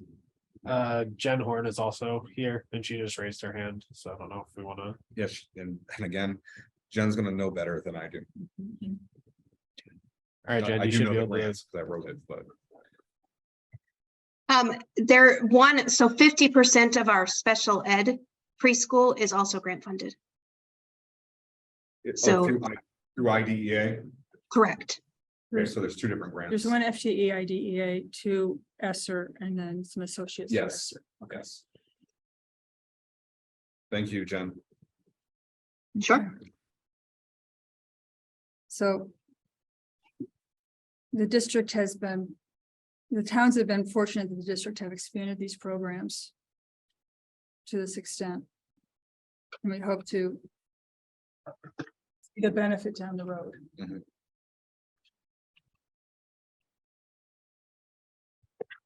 Do you have a sense of how many students are served by student services and what percent of the student population that is? Yeah. Okay, Jen, did you hear that question? Yep. So roughly 250 students. So what percentage of that is of 1,300? Roughly. 20. We have 1,233 students, not 1,300. 1,000 what? 233. That's roughly 1,300, Laurel. It's about 20%. It can ebb and flow. 20%. Okay, thank you. We talked about that. I had a question on your gas estimates. It's not that big of a number for the school, but it's for the buses. And it was like a 83% increase. Is that correct? And how was it? Do you know how that was derived or? Yeah, I'm gonna ask Carrie to come into this conversation and make sure that my information is correct up there. But it is from when you, it's not just next year's projection, It's also the fact that we were on a default this year, so we're going on the pre-inflated costs. Right. But that's where that number, why it's larger. But Carrie, the gas prices for fuel and SAU, Yes. So I don't have the numbers from 2 years ago in front of me right now, but it's because our budget right now is based off of, you know, 2 years ago. So the gas prices have gone up significantly since then. My So it's- point was 83 seems like a very high percent. Mhm. It would put gas prices at $5 or something. If we project what we're had last year. I'm curious, it's hard to place the years and the gas prices together in my mind, but I believe at the beginning of COVID, gas prices went down significantly because Yep. there was the lack of demand. Right. So is that part of what we're seeing is that gas prices were at the lowest we had seen in gas prices were the lowest we had seen. I can't remember our process in We had a budgeting big that year, surplus. and that we had a big surplus because we weren't using it, Yeah. and so sometimes we did averaging and it may not have averaged well. Couple different things could have happened, so yes, it has not increased by 83% out there, but from our budget standpoint, it has.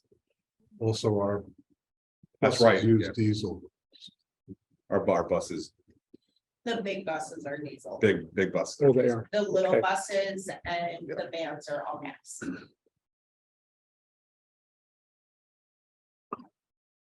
Diesel prices remain very high. Nick has a question. Yes, Not a question, but just a comment. I don't know how helpful this is or not, but just pulling up a AAA website. They do a cost comparison between, current average throughout our state versus last year. And looking at diesel, they're saying the current average in New Hampshire is $5.60. 1 year ago, it was $3.50. So that doesn't even account for 2 years ago. That's just between last year and now. And we don't pay this, because we're in this, we are who we are. We don't pay certain taxes, but we still go up by the same type of ratio.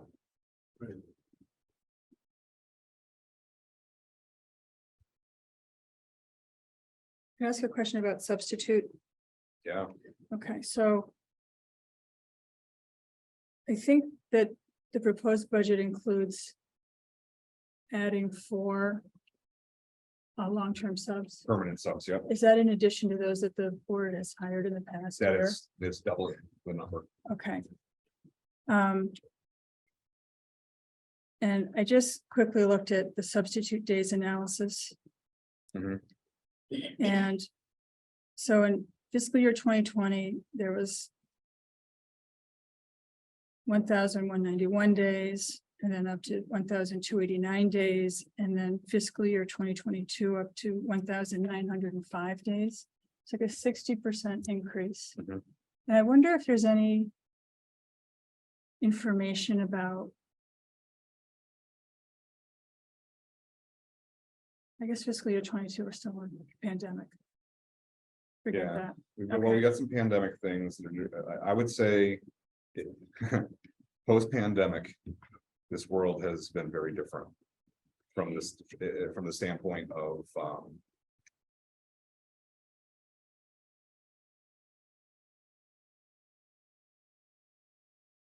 people's tolerance, behavior, health and wellness. There's been a lot of things Okay, that have been different. So that being said, some okay, of the absenteeism or attendance has not been because people haven't been here. It's because we've continued to do the curriculum work that we've been doing. And so we do often have some time where we have people doing professional development to continue on and moving. Okay. at a more that was, rapid pace. I was So also it's gonna ask not- if you're still doing that. I think Okay, there's a fair amount of that happening within the last year, in particular within this school building right here. Mhm. As they prepared for the accreditation, the NEASC, and to continue the rollout of Otis. Making sure that they continue the momentum that they had So Um, it's not that everyone is, not coming to work. Okay. Yep. Just looking at just overall staff versus students, and this is using this report. It's based on staffing in October. Mhm. But how does this compare with the staff you wish you had? So for example, but just is prepared for this budget discussion. It would total just over 253 full-time employees if you include the contracted professionals. Is that where you want to be, or is that counting staff that is actually hired, not including who you wish you had on board? Are you asking, are these the people who are working and that we might have an actual higher number and we're just not able to hire Well, them? if you compared your desired org chart based on your budget to this report, is there a discrepancy? Or is this report based on what your budget supports? That's. Want me to answer that, Ruben? Yeah, if you could, that would be great. Yeah, so this report is based on our current staffing positions and vacancies that we're trying to hire. It does not include, right, Okay. it does not include any staff wishes. Okay, so it's based on what you've got budgeted. Yes, Thank you. So this year, 253. Last year, 252. I heard something about 8 positions were decreased. The year before, 251, and then in 2019, 242. Mhm. And our enrollment's gone down, our staff's gone up. Mhm. And so the number of students, I mean, if you just look at number of students by the number of adults in the district, Adults, yep. we've gone from 5.78 students per adult to 4.9. So And you are proposing some increase to this number. yeah. I think that there's a couple themes there. One is that while numbers of learners have reduced, needs of learners have increased. Now, I think it's just best to leave it at that. Okay. The needs of learners has demanded the need for further, let's say, instructional associates times for one-on-one situations that perhaps weren't needed before. The reduction in staff were all but one were professional staff, teachers. We lost 4 here. We had a couple reductions at the elementary school last year. I think at Ringe actually. And then, so the teaching staff, that's reduced. The safety coordinator gone.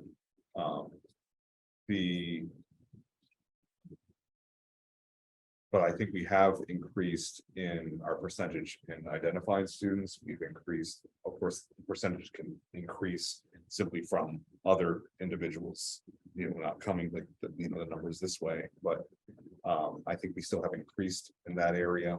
The need in that area, whether it would be with identified or not identified students with behavior, has increased. And so the need for staffing to help out in those areas has increased. We have increased over the last few years in the area of facilities. That is one area I would say at kind of the SAU level that we've had some increase in that. We added a position to help John out where Trey's working right now, which has been great. He's redesigned that entire system so that we can plan for the future. And also the custodian supervisor. That position's been in there a couple of years, but we put that into place. We certainly have not had the custodians that we've needed on a regular basis. It's been tough. But so that spot has increased. I had a question about, I understand, well, on slide 10, I think you were talking about a pre-K assistant principal, which with the comments he had made about in terms of increased behaviors at the elementary level, that's probably overdue in terms of having both schools having an assistant principal and presence at the school. I'm wonder about a pre-K and out of district coordinator. Sort of, it seems like the pre-K would fall under the principal of the school and assistant, and the out of district coordinator, wouldn't that be special ed? And why are we creating another position when we're cutting, other staff, so. So I guess if I can, let's say, take the questions that Laurel and Carl have asked and just say, or put them in another way, are there opportunities here? We have needs, obviously, and I think you've defined them pretty well, but are there opportunities here, given our tax and financial situation to still provide a good, solid education without all of these positions? Yeah, so when I presented that piece, one item is those are the positions that were requested. So, because they have specific tasks and so forth. So, the question then, and that's what I want to answer for you. The question is that, can we accomplish the same thing in a different way? Can we look at other parts of the system that we could create a little more efficiency? For instance, last year, in a bigger way that can't be duplicated. Won't say it enough. This school can't restructure again, but it did. It made itself more efficient and so forth, and we didn't lose any people in the process. But we did reduce by 4 positions. Any further reduction here means loss of programming. But that's an example of looking at the system and saying, is there a different way of doing something to accomplish the same or even do it better? So that's what I think that's your question. Can we do that? Is that not the question? Well, the question is that position needed? And it's basically relieving the principal of the school and it's relieving the special ed director. But, don't you have a lot of people in place now who are doing that? And, it's another $100K thrown into the budget. And is it really needed at this time? There used to be an out of district coordinator, right? Out of district, there used to be an assistant director. An assistant director, but also an out of district coordinator. I can't Yes, there remember was her a name. part-time. And that was, With a part-time preschool person and yes. the house at the SAU. There were a lot of people. And you've done a lot of massaging of that, so I have to imagine that you're getting that out of district coordination done, like the staff. We are, I would say that, right now with the increase in needs. The staff is completing it and doing it at a level that is phenomenal. And that phenomenal is the number of hours that they're putting in place as well. And I mean, we're not talking just a few hours over 40 or 50 or 60. It's consistent, yeah. So has the number of out of district placements increased? And is that something you can present to explain why you need this? Would Jen be able to? Yeah, she's got her hand has raised right up now. on this one, yeah. It would like. All right, you like should be able from to speak, Jen. 4 years ago to today, what's that kind of? Okay, we have that down. Okay, thank you, Nick. I think there's a lot of different players or pieces involved in this. There definitely was a preschool coordinator previously, and that was when we had 2 preschools, 2 inclusion preschools. We now have 6 preschools that the preschool coordinator that is currently a special ed administrator does. is between a 20 and 30-hour week job. That consists of getting all of the paperwork, connecting with all of the parents. So regular ed and special ed, the preschool coordinator does all of those pieces. And the preschool coordinator works with all the students as they come in from early supports and services. So it's a very complex job. There's a lot of legalities in it, just a lot of pieces. So that's consistently between 20 and 30 hours a week. And then the out of district piece, we have more students right now out of district than we have on almost every other case manager's caseload. So right now we split those requirements amongst the special education administration, but that also in and of itself is easily 15-hour, 20-hour a week position on top of the rest of the position that special ed administration is doing, the filling in, the overseeing and providing training and support, and then the legalities of all of the special ed pieces. So that's the crux of requesting this position. When you take that extra 40 or more hours a week and split just those pieces amongst the special ed administration right now, it's, as Robin said, we're doing it and we've been doing it for a long time. It's not necessarily sustainable at the rate at which we're doing. Thank you, Jen, for your explanation. So, but how many out of district placements are there? We currently have 17 or 18. And 3 years ago? I would have to look back at numbers, probably closer to 12, but I you know what, I don't want to, I'm just guessing, or I'd have to look back. Thank you. Jen, thank you. Although I must say the audio for some reason was not easy to hear. I'm sorry. Oh, I'm sure it's Not not your you. fault.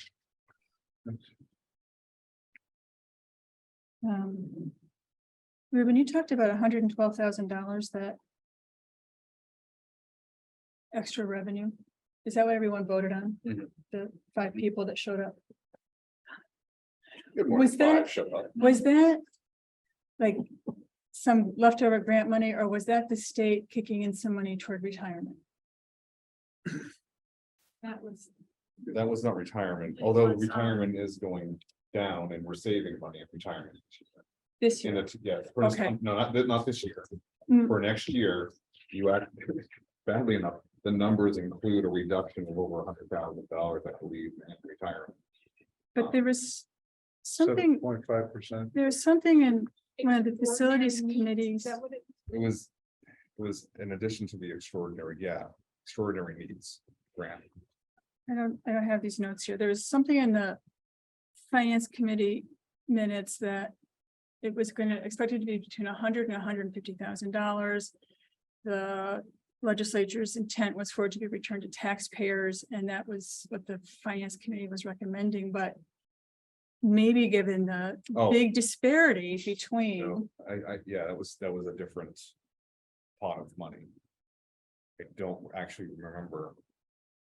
I'd have to look back in the minutes myself. I mean, to the find- special need. it said retirement money. It was, It- yeah. Ruben, Yes, Carrie would know. I do recall it is different than that 112. if you don't mind me interrupting. Yeah, it was Yes. from House Bill 1221. It was $137,134. And it was applied as additional revenue to offset taxes for this year. Bummer. Right. No, I remember that this money that we looked at lovingly because we had a need for it, but we And decided. so the board decided that, or the finance committee did?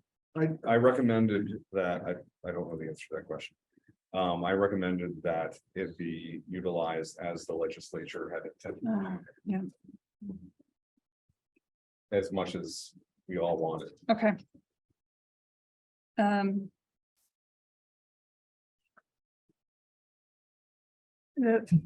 I was reading the I'm not gonna remember the alphabet soup, the accreditation outfit. Their report. Yes. Thank yes. you. Mhm. And they referred to a 10-year facility plan. They praised the district on having one. And I wonder if that's available for us to look at. I'm sorry, what is it that you're asking? The Turner plan, Okay,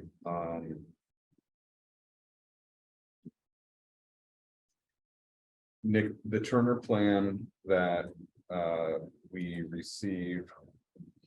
John, did we ever put it I don't on? know if it was ever. I know that he was taking published. it and looking at it and they were infusing some things into the system and so forth, so I'm not sure.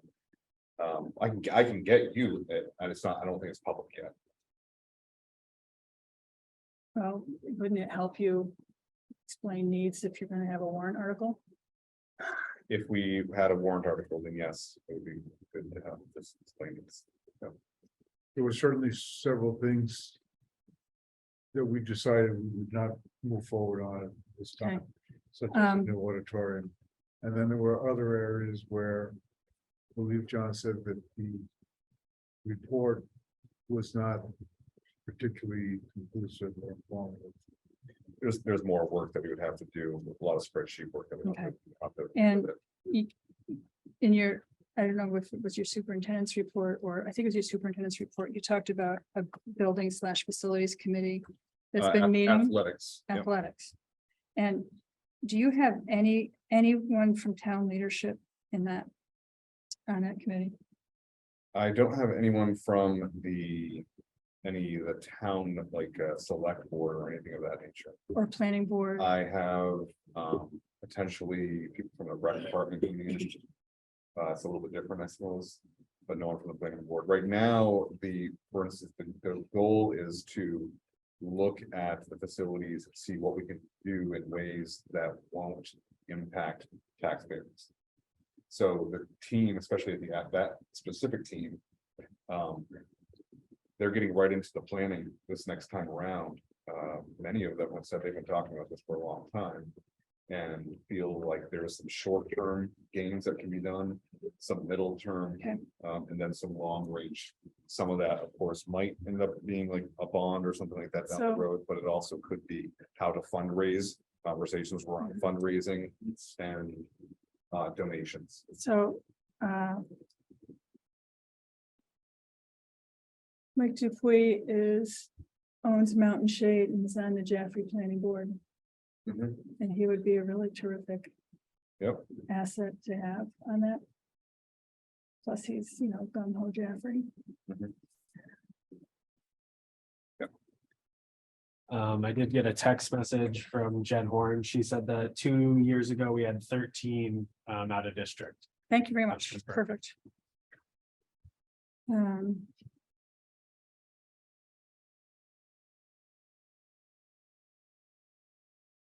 Thank you.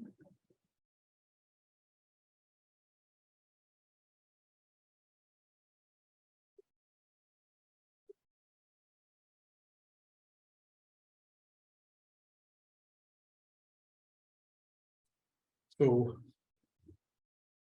we have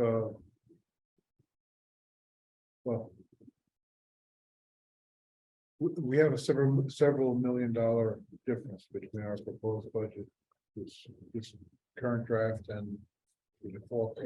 Can we close that gap? can we go to the slide between the default and the current post? This one? That's it.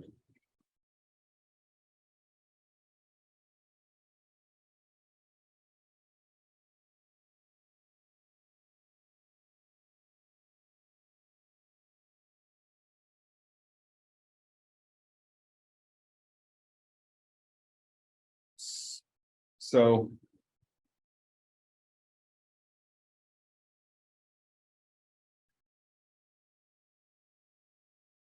Obviously, we can.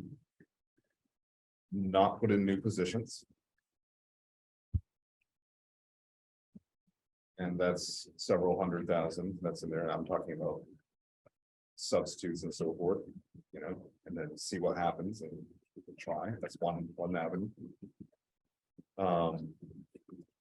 We could go middle of the road there and do some of it. And as some people suggested here, find maybe some alternative ways to get some of these things done. To give some relief to some people who are burning out, possibly, or could be toward that anyway. And to, just help the system thrive.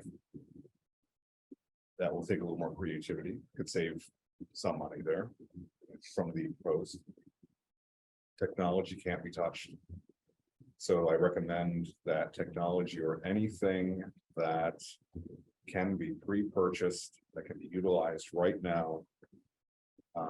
That the board may have the capacity to take care of that.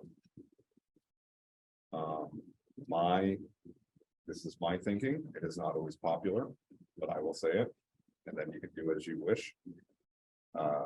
The unassigned fund balance, which used to be for emergency purposes, that is not the law any further. You can use it for a variety of things, as long as you have public hearings. But if we even have it in the, if we utilize or look at this kind of budget process here and this last year and a half, and this coming year financially, I would say that that's fairly close to an emergency from the standpoint of needing to intervene a little bit if we possibly can. I think that $150,000 can certainly be able to be provided. Chromebooks is something that maybe we can consider. There may be other facilities items. I don't have that list with me that developed, but perhaps can be, if there are items that can be purchased, perhaps that can happen. What is their balance in your building maintenance trust fund 10,000. and your special ed fund? Carrie, is the special ed fund, is that at 300,000? Yeah, that should be, I don't have it up, but that should be on the website, so I can pull it up. Okay. Oh. But there is a trust fund exhibit. Okay.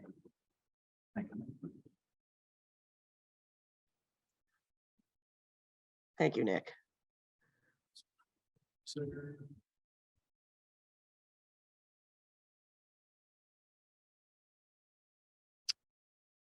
Just shy of 300,000.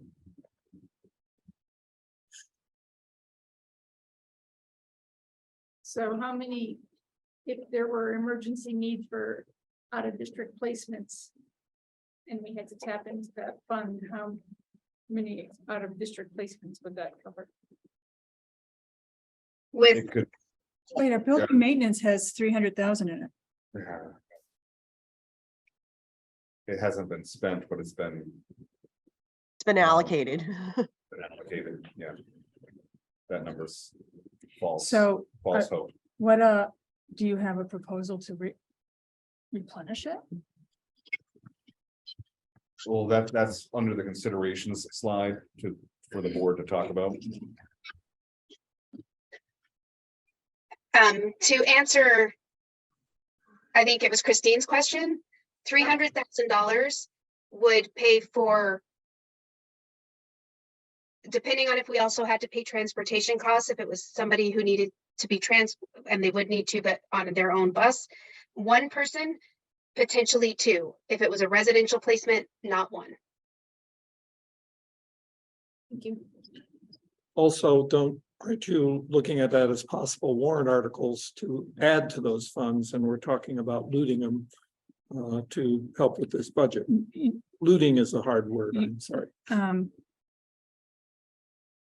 I was asking about the balances to know if they should be added to, and clearly, Oh, I see. I thought you were talking about using them No. for this budget. Okay, No. thank you.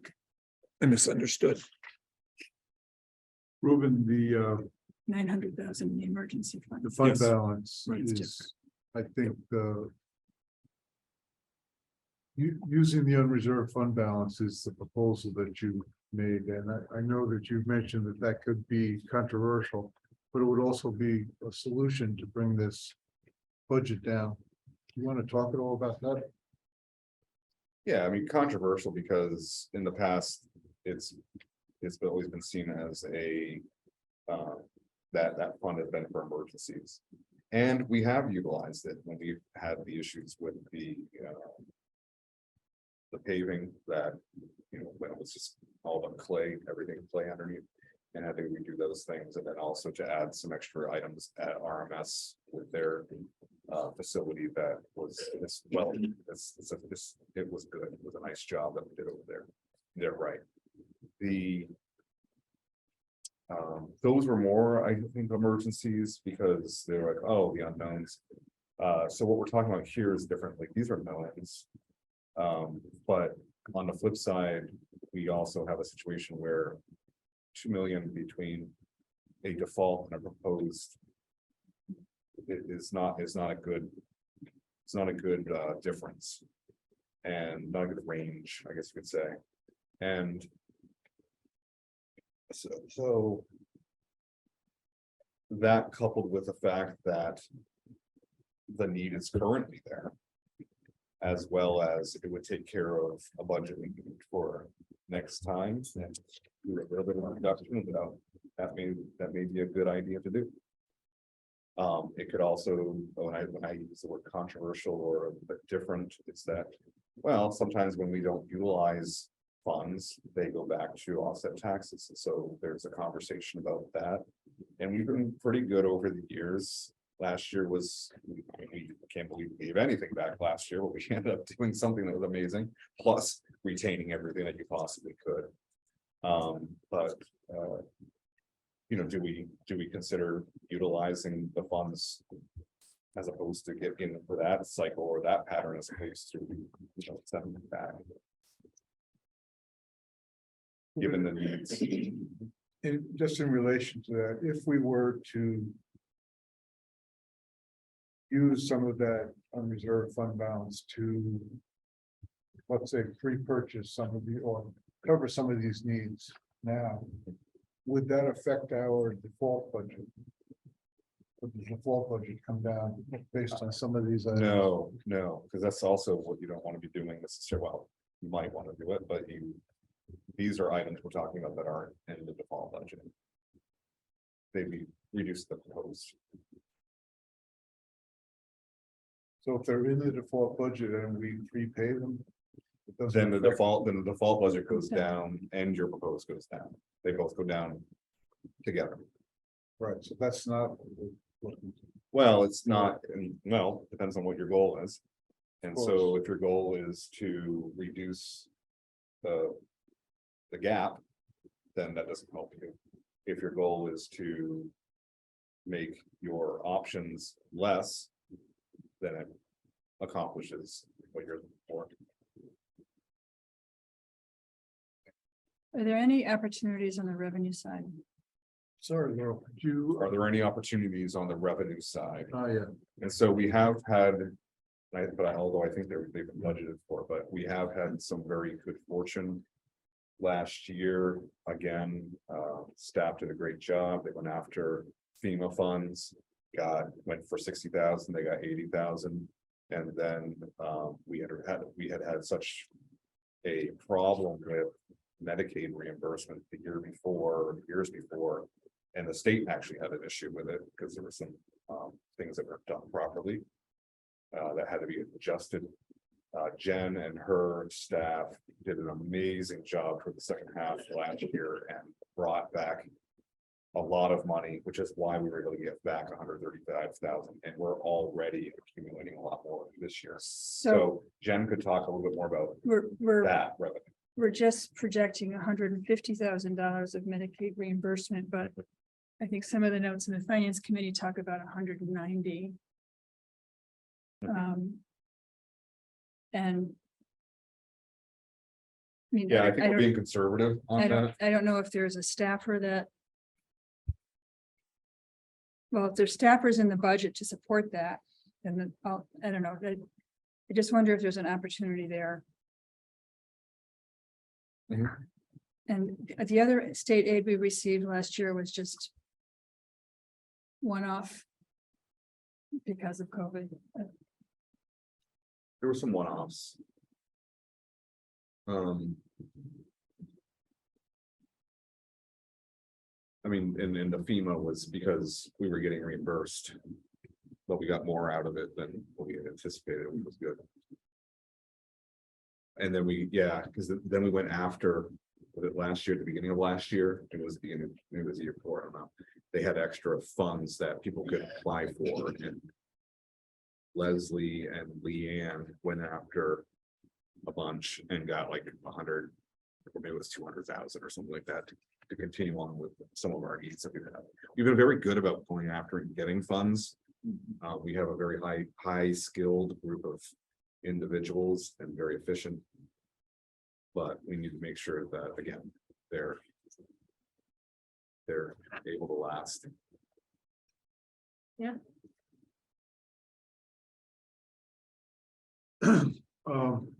I ask if, are Lisa and Paul still on? And if so, do they have any comments or questions?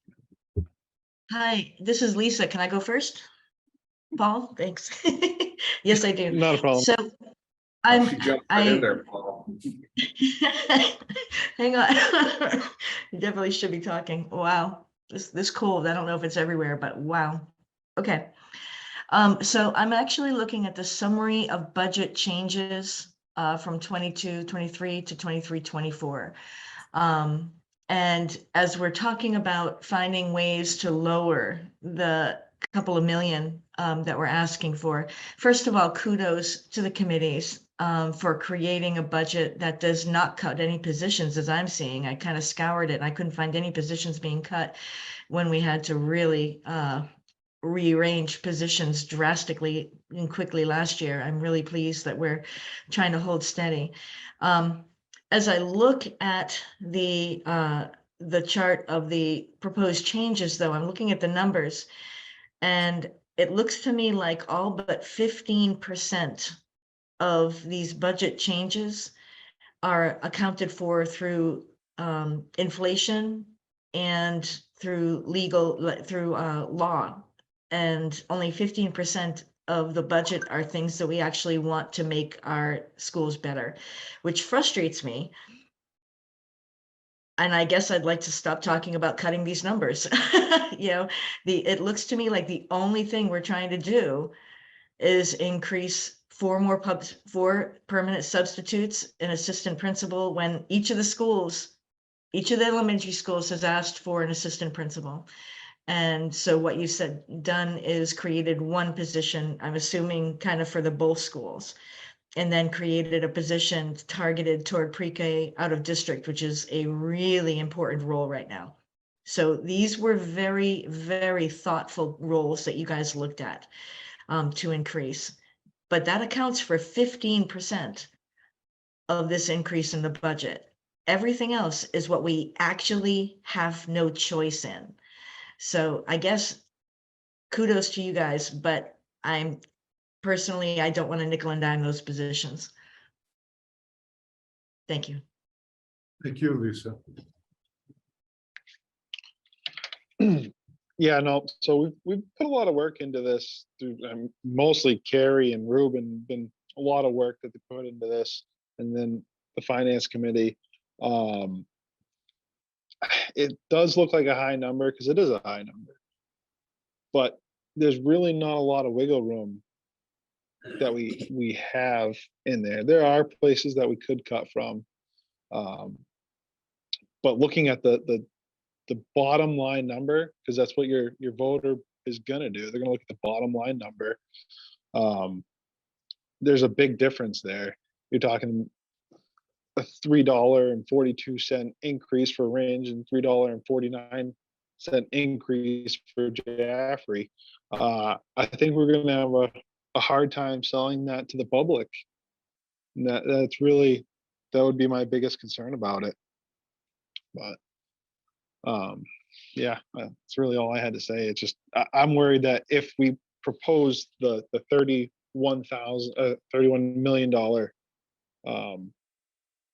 proposal, that we're gonna get nothing. We're gonna get stuck with the default budget. So I really think you're really gonna have to sell it.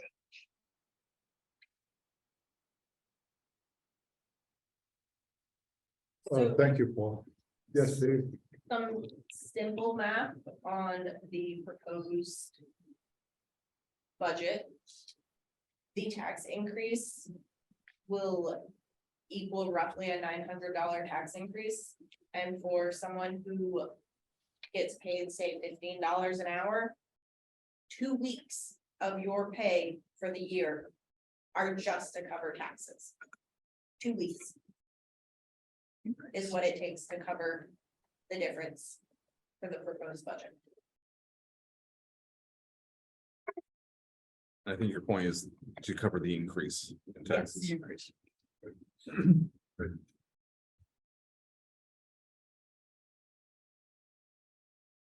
Can you? I mean, you've talked sort of broad strokes about what happens if the default gets voted in, but. What does it really mean?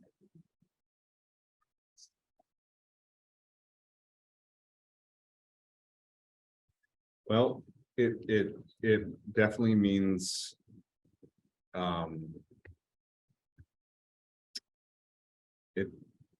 Well, if this default were to get in there, obviously you're not adding any positions.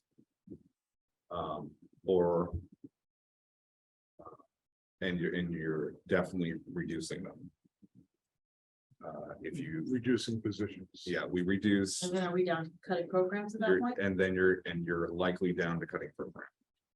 Because the default. If I understand this correctly, the default budget is basically based on the adopted budget from 2 years ago. Yeah. That is correct? Yep. So if we're running on the default budget last year coming up, then we're running on completely pre-inflation prices. Pre-negotiated contracts, right?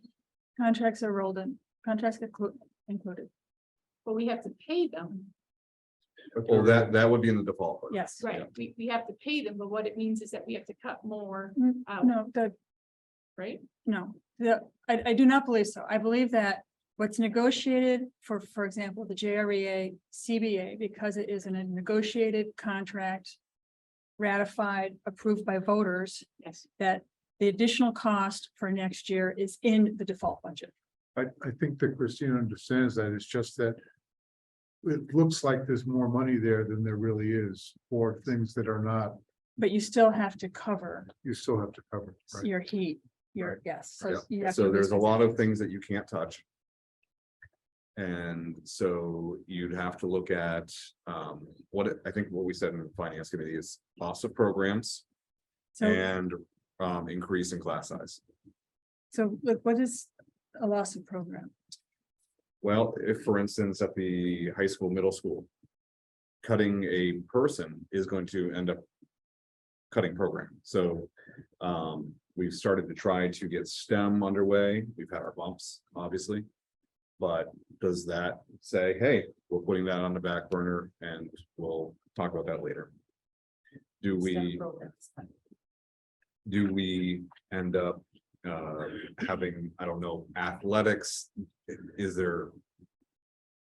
Man, with all the work we've done on equity, I don't even want to say it, but is there a pay to play? Or do we not have certain things? Do we go backwards? And reduce the opportunities that we've provided for our kids, which of course is significant.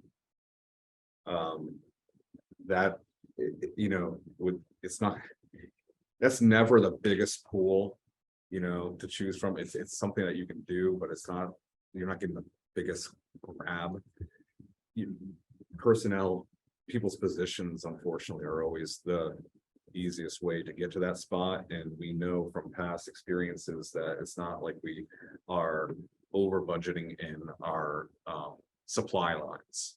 So it's $85,000 per teacher, is the number you would go by. It's that's a average cost. It can be 80,000, it can be 90,000, you know. Last year, some of our positions that retired and so forth were a little higher. We were able to cut more out with, because we actually could have cut 2 more staff members to get to our goal, but we didn't need to because some of them were higher on the scale, over 125,000 for the entire package. We were fortunate. I don't think we'll get that again.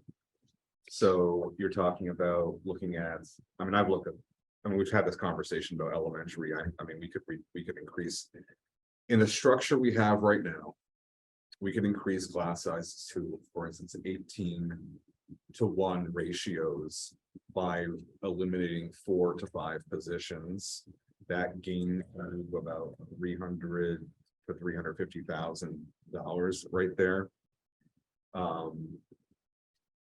What is not said there is that because you don't have narrow grade span schools where all your teachers are in the same location, you end up having to, in order to accomplish those class sizes, you end up having to do split levels across, like not just 1 or 2 across the board. That is a huge model shift. Yep. I would argue that model shift would be more difficult to accomplish than what we did here. With the block schedule. Yeah. And of course, then you'd be dealing with burnout of teachers, which might lead to people retiring. I know we're not supposed to go down this road, but when you're talking about increased class sizes and not hiring the associates needed to manage IEPs and prevent out-of-district placements, then what you're dealing with is more disruptions in the classroom, more stressed out teachers, more kids in the classroom. Yeah, and there's another layer. And I wouldn't necessarily say this layer would have been there 4 years ago, but it's definitely there right now and has been, was last year and was the year before. I mean, we had people who had expressed interest in coming over this way with open positions and decided not to. And some of the reasons why they indicated that was because you guys didn't pass a budget. I don't know if this job's secure.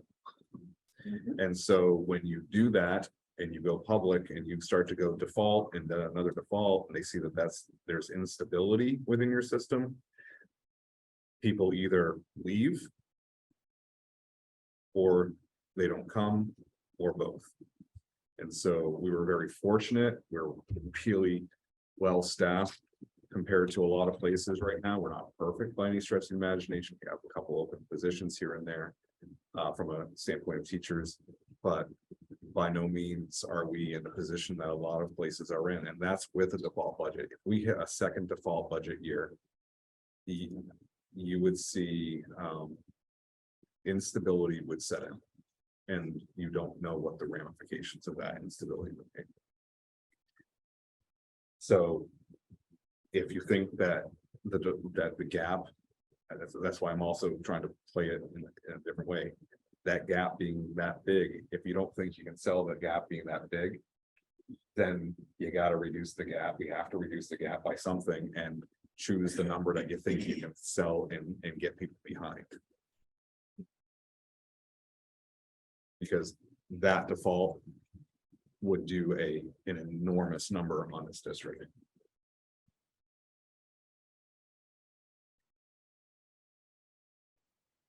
Not even Jaffrey passed it last year, right? Jaffrey did not pass it last So- year. It's rare. So we need a budget this year that we can pass. And there's gonna be a lot of work involved in that, but the beginning of that work is what we're doing right here, is to come up with something that we think we can sell. I mean, it seems like everybody just automatically just wants to look at facilities, because that seems to be most removed from learners. Well, let's just cut back on facilities, but our facilities are ancient.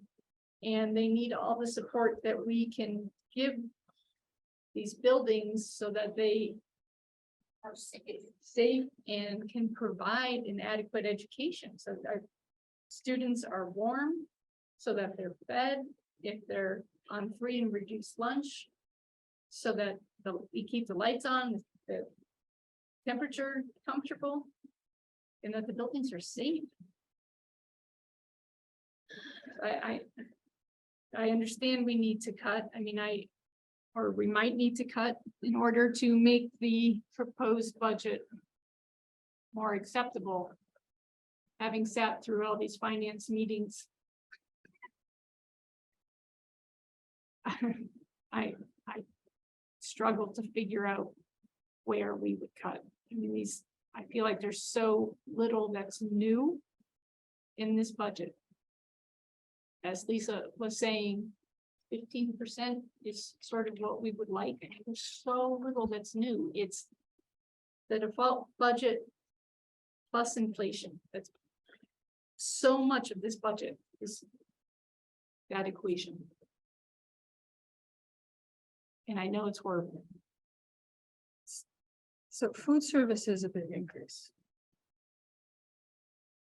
Food service. It is. And I understand from what Carrie was saying why that is, but would the board look at, and I know this is also unpalatable, but increasing prices.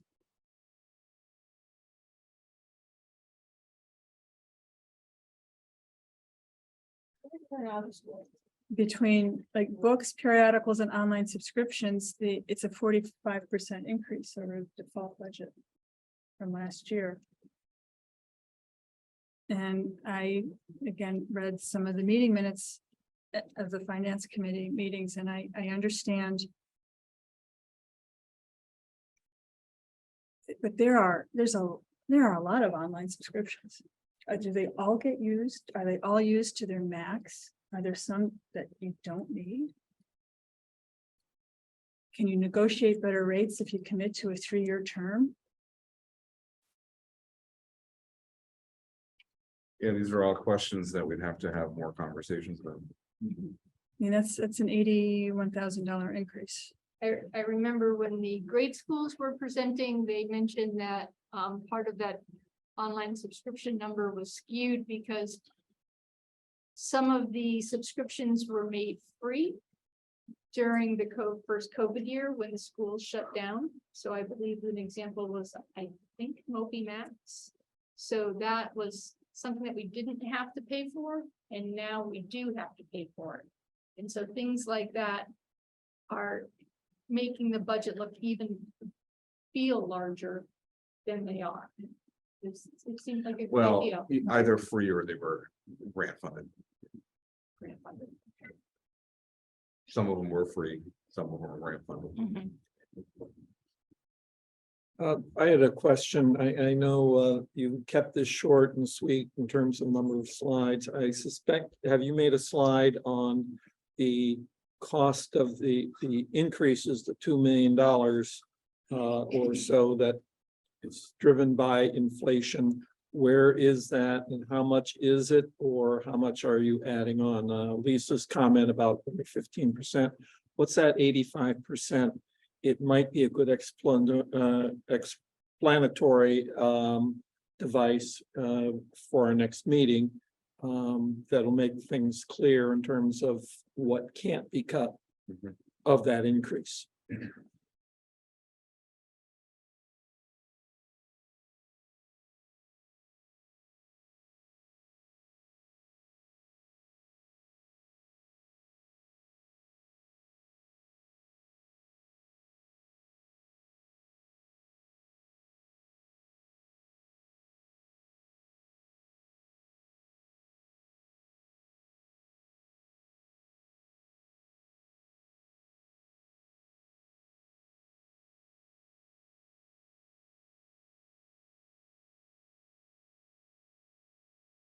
Yeah, thank you, Carl.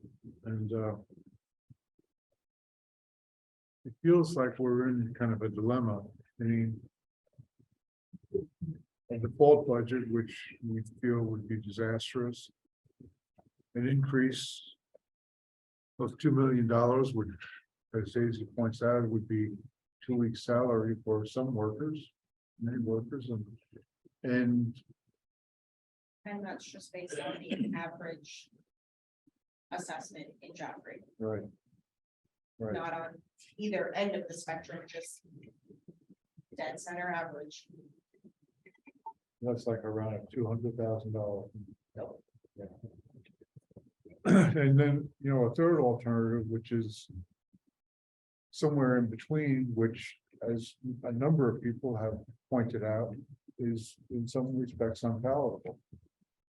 Because so much of it is inflation. And to really cut further, there's not much wiggle room. So what do we do? We don't want to end up with the worst case scenario, which is the default. And the kind of question Carl just asked, good question, but it's hard to have the answers, even on the subscriptions, the same thing. I know we have talked about it quite a bit, and at your point there, Christine, these have been worked over pretty carefully by the principals.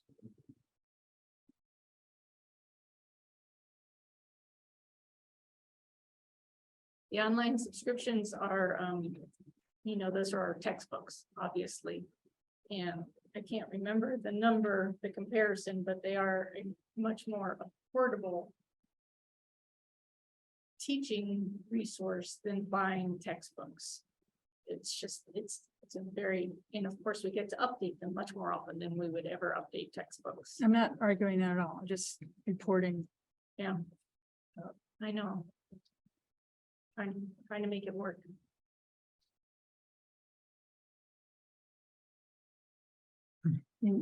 That's why I sort of lumped them all together rather than calling out books versus periodicals versus online subscriptions. So then looking at the unreserved fund balance. Is that the conversation that we need to have, and how much could we reasonably use?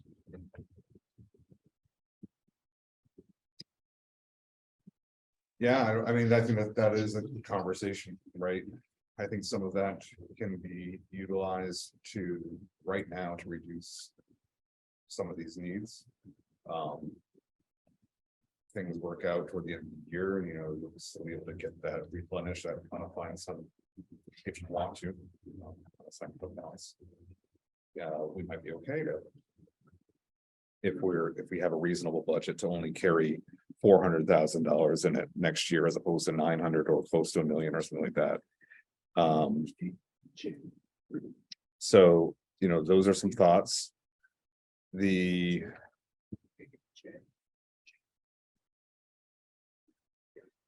mean, there's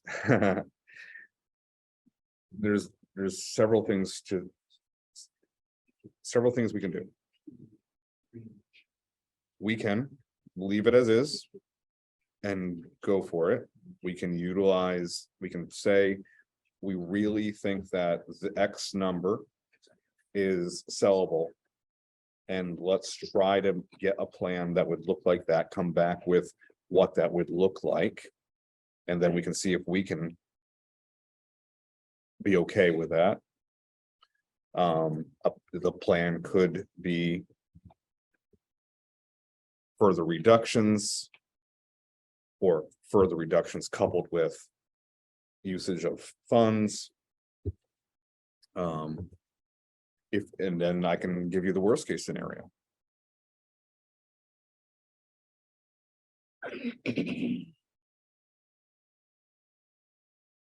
A default budget would be devastating. So we need a plan to avoid that. Mhm. What is currently in our unused or unallocated? Fund balance. 901. What's that called? Is it called unallocated funds analysis? Is it called? Unassigned. funds? So if something happens to the range water system, Mhm. that's what we go to. Well, yeah, if we didn't have if nothing is left in the maintenance reserve trust fund. Or if it's a $30,000 fix, we might try to handle it internal to the budget and do some transfers at that time. If it's like a $200,000 or $300,000 thing, like it was a $400,000 deal with the parking lot, that was when it was used.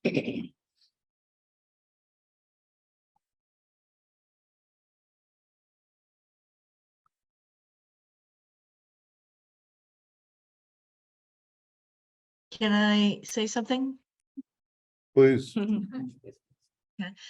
So as we're talking about this fund that we might be able to, this emergency fund, it looks to me like the areas that if we did say, let's remove some important things from the budget that we could use this fund for instead would be through facilities and technology. Would I be correct in that? Definitely technology, and we'd have to look at the facilities, yes.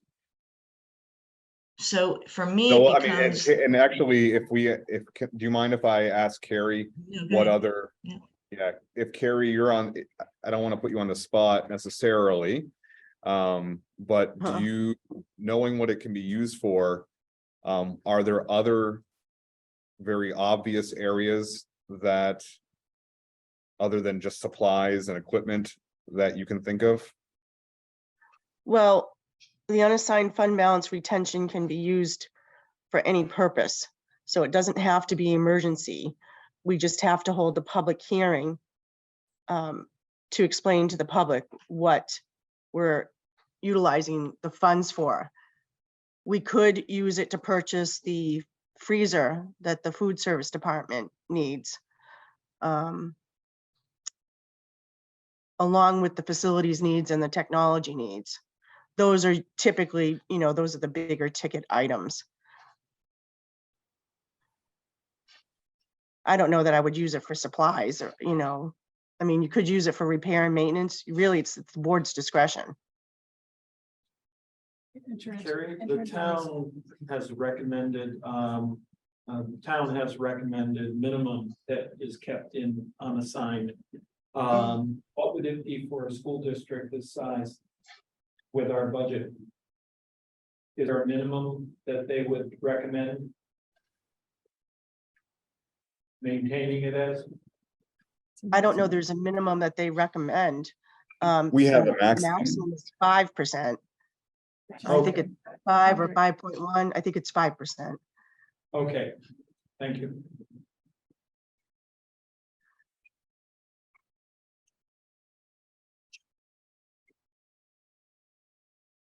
Can I just make another comment too? Can you hear Please. me? Yeah. I just wanted to point out the tax rate increases that were displayed on the slide include the statewide education tax that the school district doesn't have any say over. So what goes on the warrant articles is the increase in the local education tax only. So for the default budget purposes, the increase for the local education tax is $1.09 for Jaffrey and $1.49 for Ringe. And for Thank the you. proposed, it would be $2.86 for each town. So still significant, but maybe not quite as bad. You wouldn't see those numbers on the warrant article.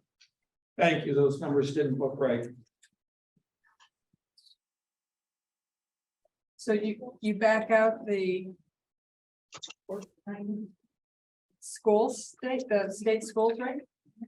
The SWEP, the statewide education tax, does not go on the warrant article. So the estimated rate for Jaffrey shown at $3.49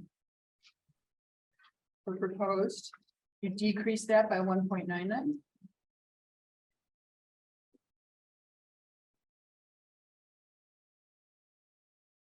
It would be $2. It would be $2.86 per town in the proposed budget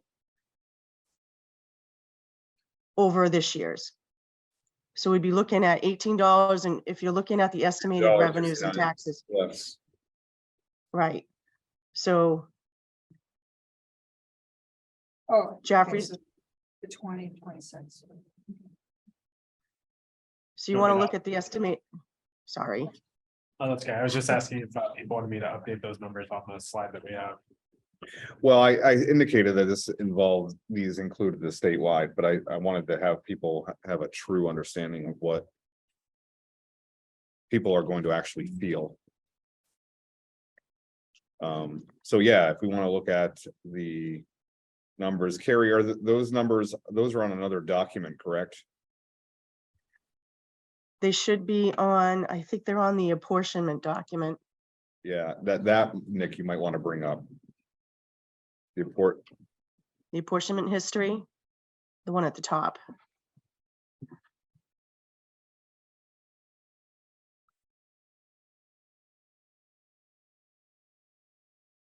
Um,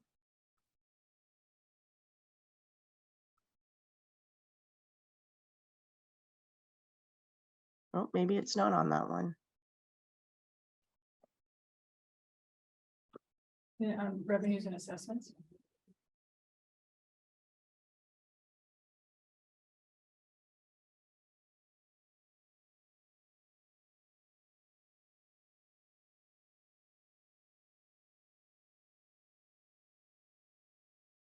Make $1.36 difference for Ringe The dollar- tax rate, and I'm sorry. $1.77 difference for Jaffrey. there's the a difference- tax rate history Difference between document. the default. tax rate history, that's the one. Sorry, John, I didn't mean to interrupt you. It's okay. I apologize too. We're talking over each other, but between the default and this draft number one, the difference for Ringe would be $1.36, and the difference for Jaffrey $1.77 per thousand.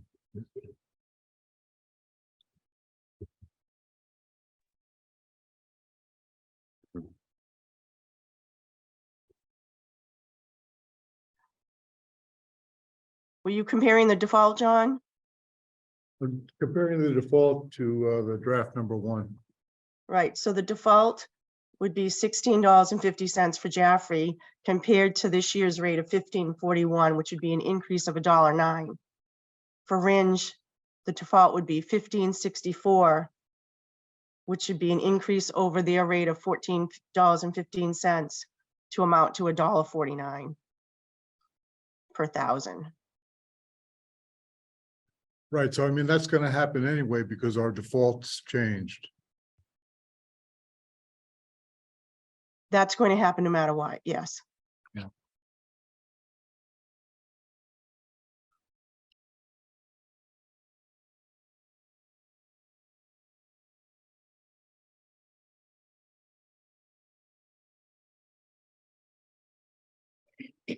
So one more time, what is the exact number that if we had these numbers as is, what would the voters see on the warrant article?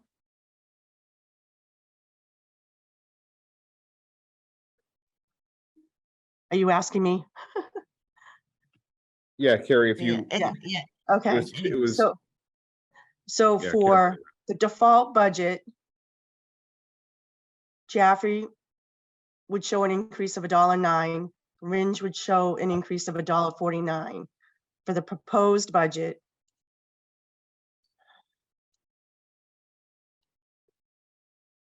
each town would see an increase of $2.86.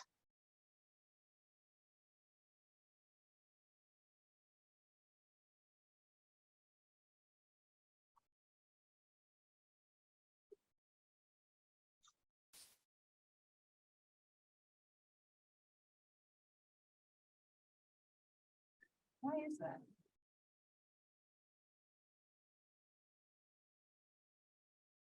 The apportionment percentage is different.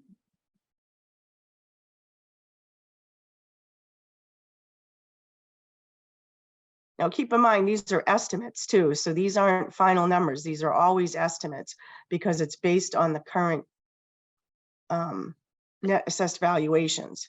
So those will change. I understand, but you're saying that if the proposed budget is approved by voters, the increase in tax rate will be the same for both towns? Yes, coincidentally, the difference between the new tax rates is the same difference for both towns.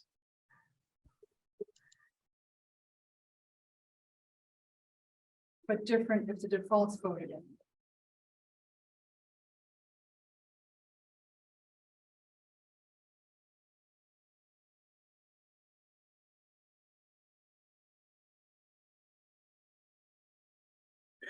Carrie, am I? Because you're thinking- looking at a different total net. Excuse me. Sorry.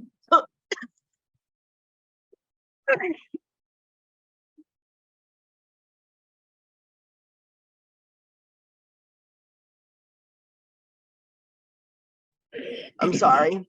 You're looking at a different local tax assessment between the two budgets.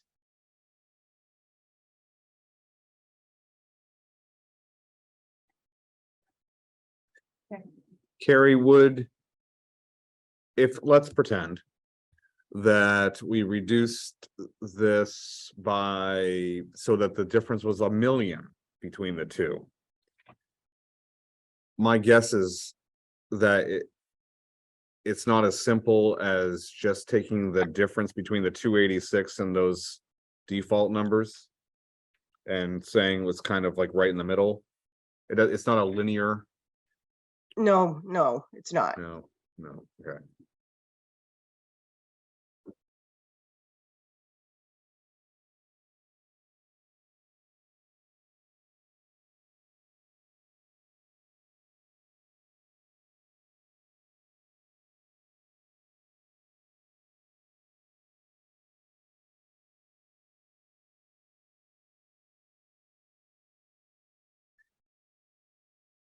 Another question, and this might be too much for now. This might be like a later on down the road type of conversation. But do you have the capacity where you're at that if we had a proposed budget of, let's say, 500,000 less than what it is currently? So instead of 31,204,218, it was 30,700,000. What that estimated tax rate would be, just to kind of give people an idea of what the change would be if you took something out like that. I know if you had that. I'm calculated. sorry, Ruben. I needed a moment. Okay, How much did you want me to reduce it by? let's just say it was 30 million, the total was 30,700,000.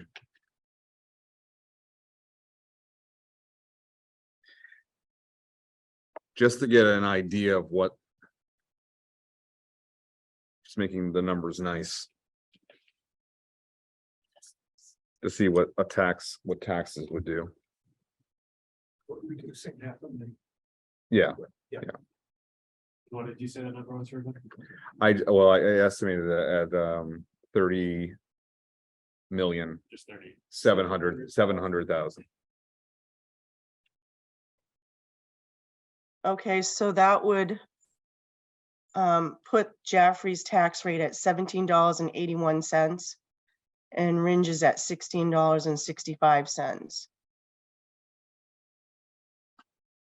for an increase of $2.40 to Jaffrey and $2.50 to Ringe.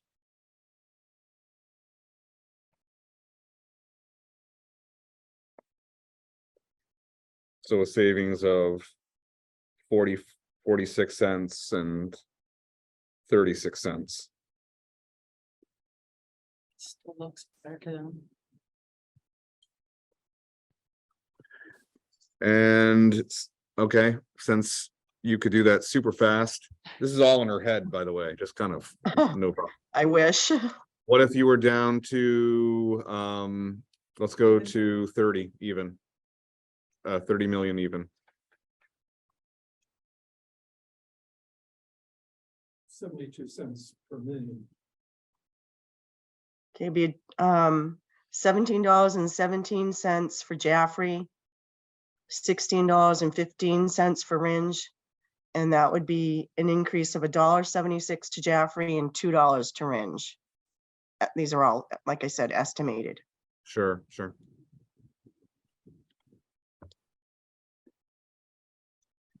Yeah, so it takes 1.2 million reduction to get to that figure right there. And So although, if we could reduce it by 1 million, and then we were to use the unassigned fund balance to fund the laptops and maybe some of the facilities requirements, that could get us down to that number.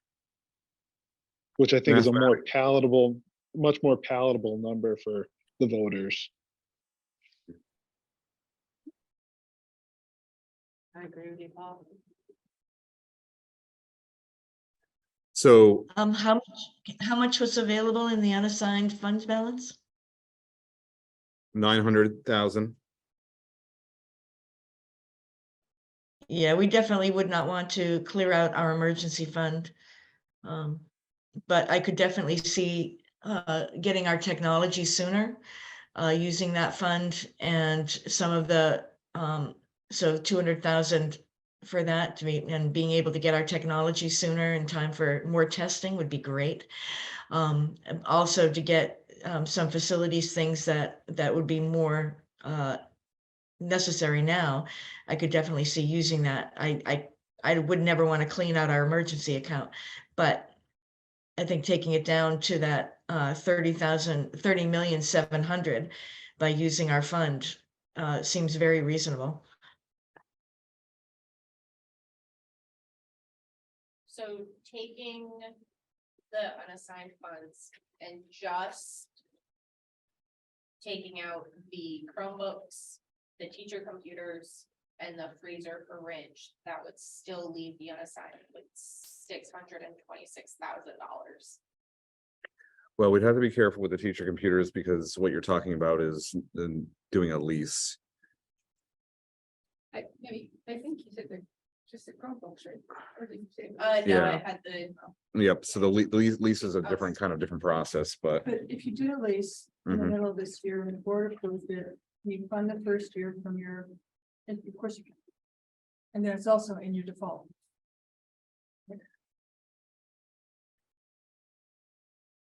Carrie, if the board approved a computer technology cycle next week, would that be included in default, or is that 1 year out? No, it's 1 year out. It has to be part of a previously approved budget by the voters. Yep. Or a separate warrant article What that if was they approved by the voters. What if they actually enter into a multi-year lease? In the It next? doesn't matter. Yeah. As long, if, you know, the lease has to be originally approved. Once it's approved by the voters, then it'll be in the default in subsequent years. So if we were to do a special vote for the unassigned fund balance to pay for that, would that be considered approved by the voter? No,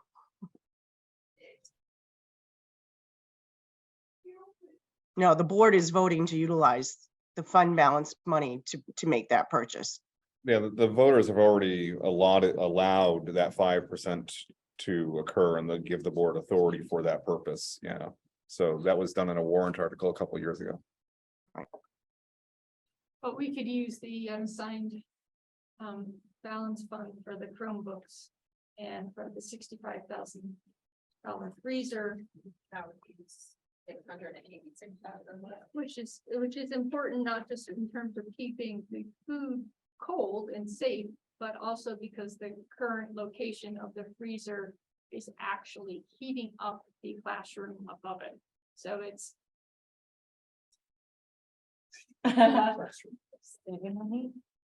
just will wreak havoc on our new HVAC system. And that wouldn't be nice. So if we did those two things, the Chromebooks and the freezer, that would give us 210.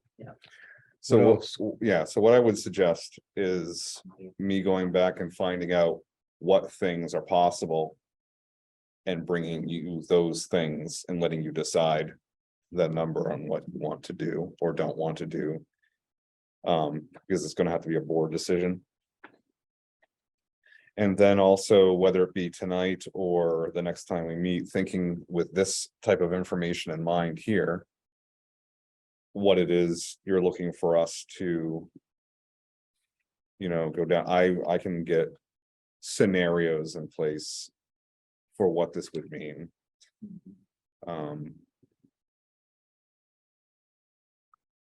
There'll be uncomfortable conversations, that's all I want, ahead of time, because. Anything that has a 1.2 million reduction, for instance, that's staff. There is no way around that. It's impossible. Now, we always try to, be as fair as possible, but when you look at staff. You look at SAU, can you go any further and reduce? And if you're already maxed to what you're doing, for instance, we don't have an assistant superintendent, we don't have a curriculum director, we don't have a lot of those types of things. Can you go further without, losing your people is kind of the idea. And then the same thing with the administration at each school. And then obviously the teachers, and when you look at teachers, you look at class sizes. But then in the case of our schools, because we're not a narrow grade span school system, where all your grade levels are in the same place. Whenever you talk class sizes, you're talking about potential model changes. And so there are impacts, and even model changes can have impacts on whether people want to work in a location. Right, we're wrestling with unpalatable things, right? Are there some ways it would be better to have all grades, like all first graders in one place, all second graders in one place? Oh, I think that there would be, from an economic standpoint. It'd be better. There's a committee that's talking about this sort of stuff right now. Whether it's better in other ways, but there is no question, if you were to just look at, if you had all your people in one location. On that grade level, it would, from a financial standpoint, it makes it much easier to deal with, and there's stability rather than. These ebbs and flows, because like, for instance, in fourth grade next year, I'm making these numbers up. I do have a spreadsheet on this because I looked at all these. Sometimes you got giant classes. Daisy, We you had have a question? small classes right now, but Comment Yeah. about. So the elementary ed committee, short-term committee that we just started. One of the first things we did was kind of in a dream situation, how could we restructure? And one of the things was to split the schools by their grade levels. You wouldn't have a Ringe Elementary and a Jaffrey Elementary. You'd have pre-K to 1 or 2, and then 2 to 5, and then the middle and high school. And when you look at the behaviors of the different grades, especially thank you to COVID, you're then pulling all the resources you need to these specified locations. And if you need a lot of support in, say, second grade, but you only need a little bit in fifth grade, you're sending your support where it needs to be, not bouncing between and then having to juggle back and forth. So maybe someday in the future. so the team will come up with some sort of scenarios. It is possible that if that scenario were something that they felt was something for us to consider and they'd present to the board and so forth like that, a necessary item on the warrant, it would be a non-cost item, would have to be to discuss changing the articles of agreement. Because the articles of agreement indicate right now that both towns will always have an elementary school, which you think on the surface means, oh, well, it's just a different elementary school. It's not the intent.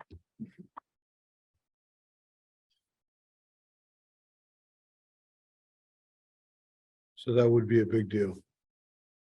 Yeah. It would be a tough political haul. I bet it would be.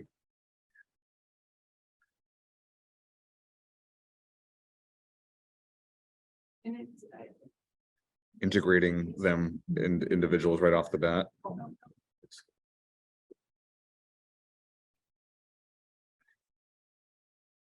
but if we did something like that, we would have to make certain, and obviously we would, that it's not just that it's the most cost effective, but that it's best for the learners. And then, Right. obviously, that would be the number one priority in that type of scenario. That's right. You wouldn't have that trauma of coming together in sixth grade. No, it's true, it's true. That is a big The deal. thrill It's a of big coming fear. It is. That is a big deal. It is a big And deal. they would just. Obviously, every year your. Student count fluctuates, but you would have this general size that is together the entire way through, and you're not having this. Very intimidating jump to a whole nother school with twice as many kids in it, that you're just automatically with those kids.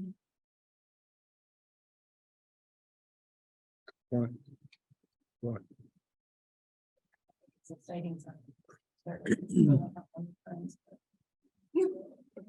So, not be with the same people finally for once.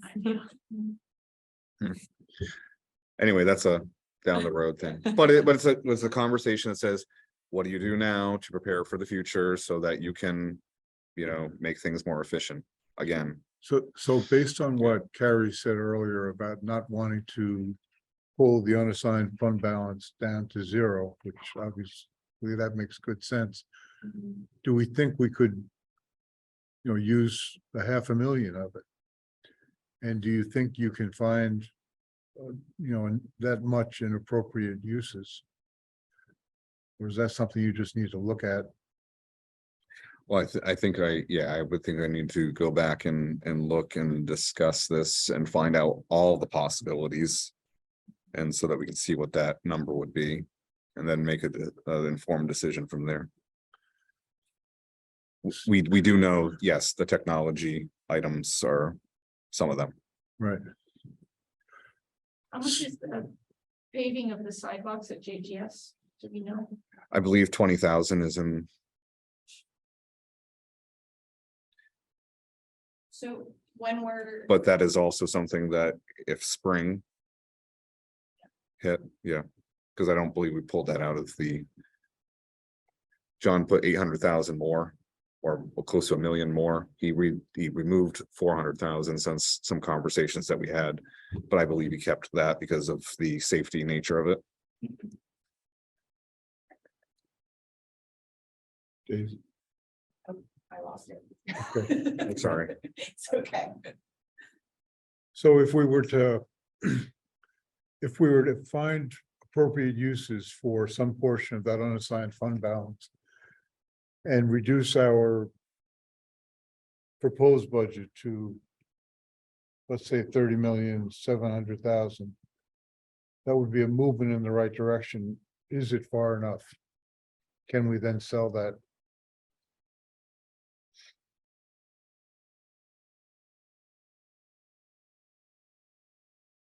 And is there anything else that we should try?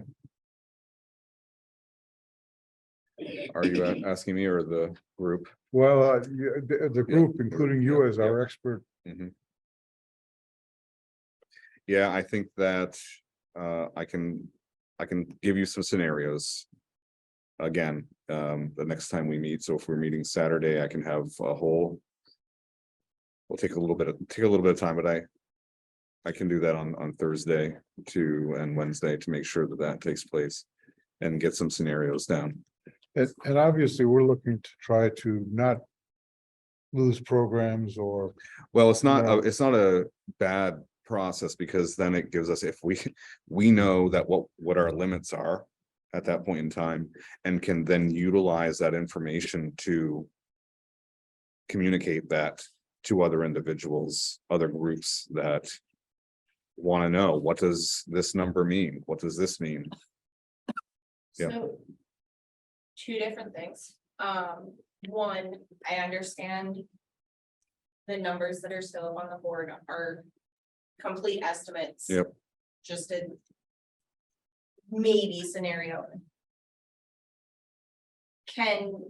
Even though they're just estimates, Nick, can you send that out to us?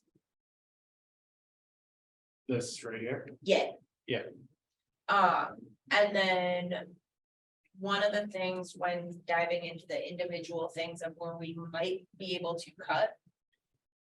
I don't remember the number that were said, but the online programs, subscriptions, the books.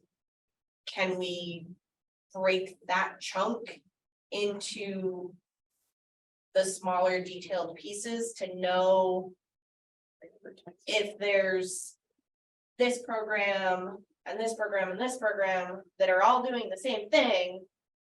Can we pick one and not have 3 programs and 3 subscriptions and only use one? We're gonna have to get you on the budget committee. But with it all lumped in together, it, as a chunk, it's an automatic, no, we don't want to touch that. But if it's separated, how can we touch that?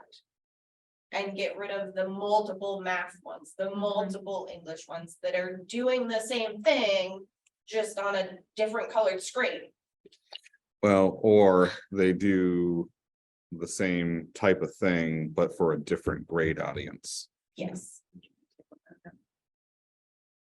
But maybe those, something like that could be prioritized. The facilities had to prioritize maybe. Mhm. Big line item chunk like that can be prioritized too. Those textbook education development people are gonna get their money by hook or by crook. If you're not gonna buy textbooks, you're gonna have like subscriptions that are gonna goof you out, Yep, right? right.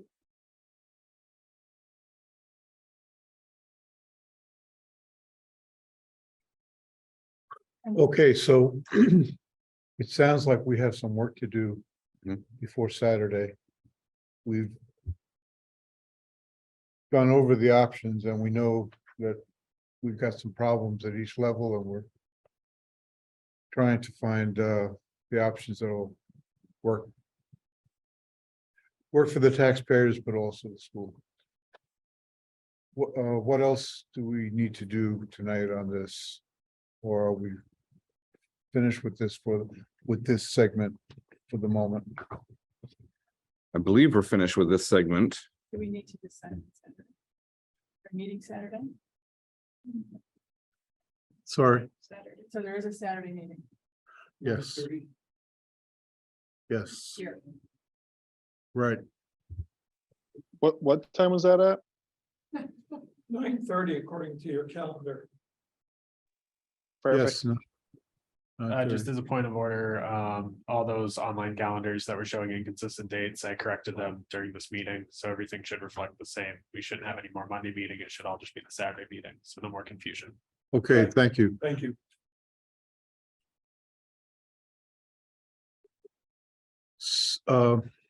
Okay. So then, Lisa, Paul, do you have anything else that you'd like to add relating to this subject tonight? I think Nope. I think I pretty much said it. I would just like to see the budget at the 30 million mark. Whether that be you using no more than 400 of the unassigned fund balance. I think it's important to leave at least $500,000 in there in case we have any more water pipes break or anything like that. Okay, thanks, Paul, for that info. Lisa? Nope, I'm good. Okay. All right, So the only other thing, I thought I had it on here and I must have misread it.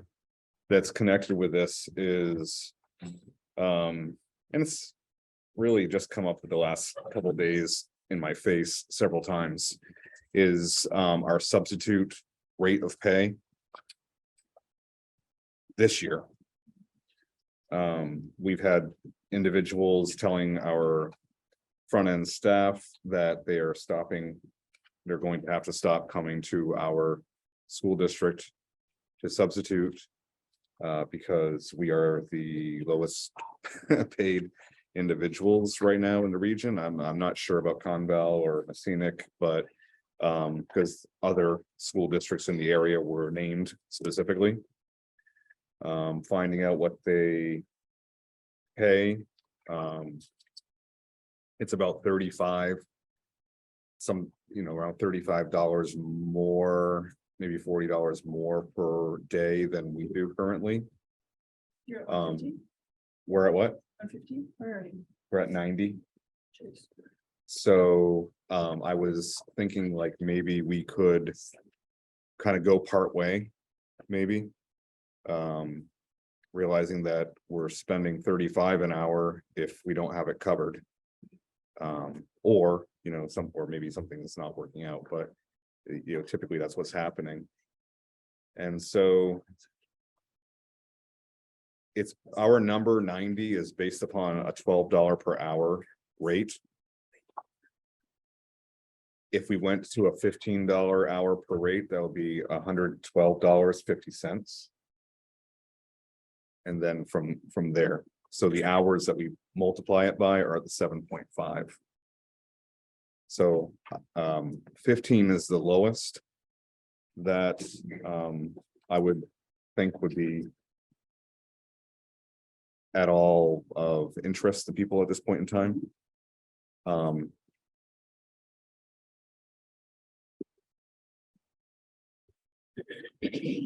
So that's one of them. The next thing that has come to my attention is that we have not raised our long-term sub rates in at least 8 years, maybe 9. And so what that is that if someone goes out on parental leave, that's typically the case, or an injury or something to that effect, and someone goes in there, you need a certified individual to cover that time frame. Ruben, could I just Yeah. interrupt? for one Yeah, minute? sure. I'd just like to say that, so this is action item number 8. We're finished with budget development, and Laurel, I just want you to know that we have a lot of other fascinating things to talk about. In case you want to say, you're welcome, but we'll, and Carl, you too. Thank you for your participation. Thank you, guys. Thank you. Okay. Good night.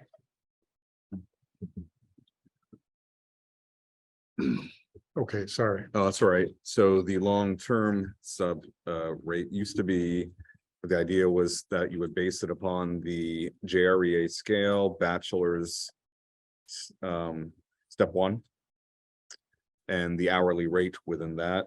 And right now, the hourly rate's over $30 an hour. I, again, would not be asking that we go all the way there because we haven't budgeted for that sort of thing. But maybe part way to go from 24.50 to like 28 and make some steps. I would say we have several. We have 4 or 5 people right now for the second half of the year that we're going to need to have in place, or that will be in place. So you said going to 28? Yeah, that would be, any Yeah. any increase would be great, but 28 was kind of in between, 27.50, around that 28.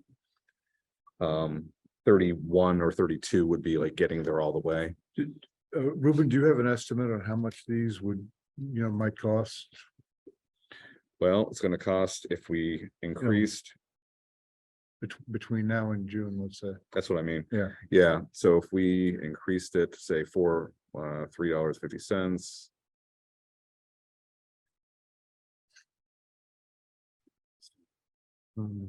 Day, and then we had 90 days. For one individual, it would be an increase of 2,300. Taxes, 2,500. Okay. So if you have multiple individuals, you can see that going up by the next person, the next person, the next person. So 5 of those, $12,000. Yeah. something like that. You put 15 instead yeah, you know, that's what you do. And what about the sub salaries? Well, if we go from 12 to 15, for instance, an hour. That's a $3, well, it's up to what, 112.5, so it's 22.5 more than what it was.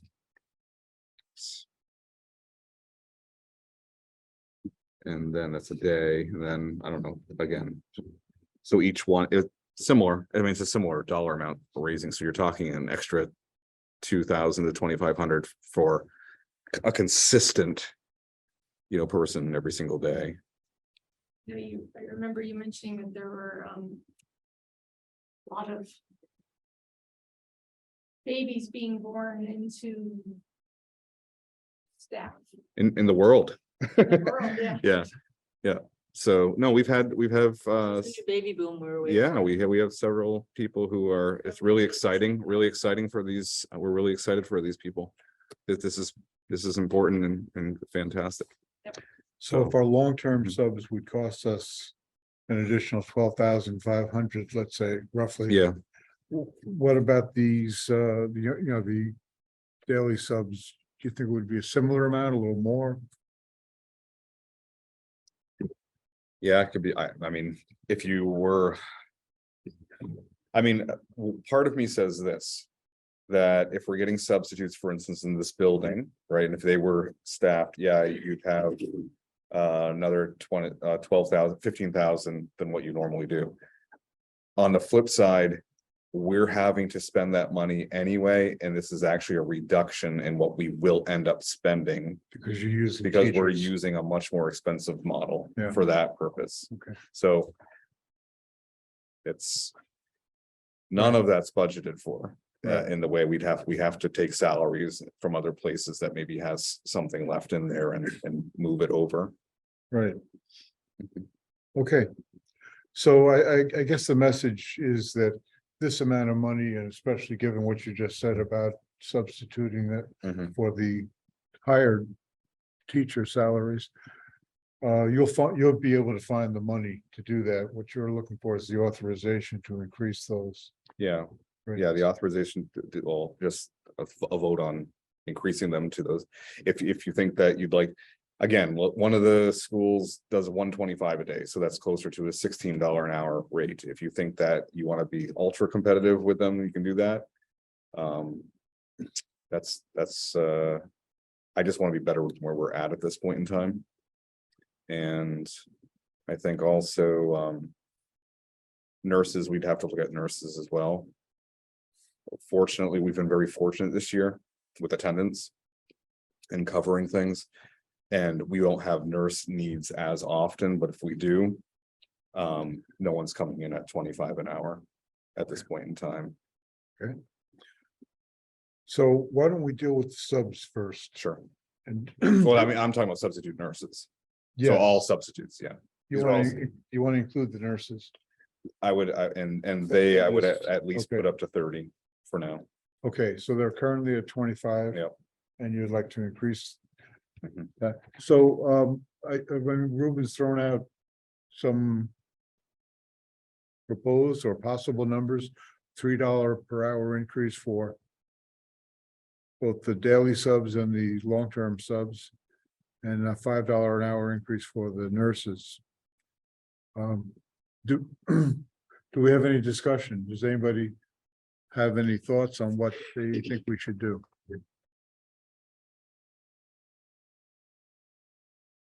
These increases would go in the default budget. I mean, that would just become our rate of pay for substitutes. I don't believe they would go in the default budget, because not until a year later. Uh-huh.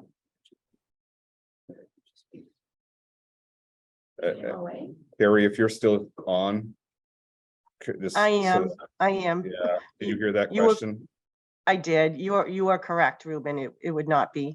It would have to be in a budget. So we would actually have to put it in our budget that we It's a vote. propose It for has to next go through year, and it would the have to voters. pass. Yeah, it would have to pass. Right. So we would have to include it in our budget too.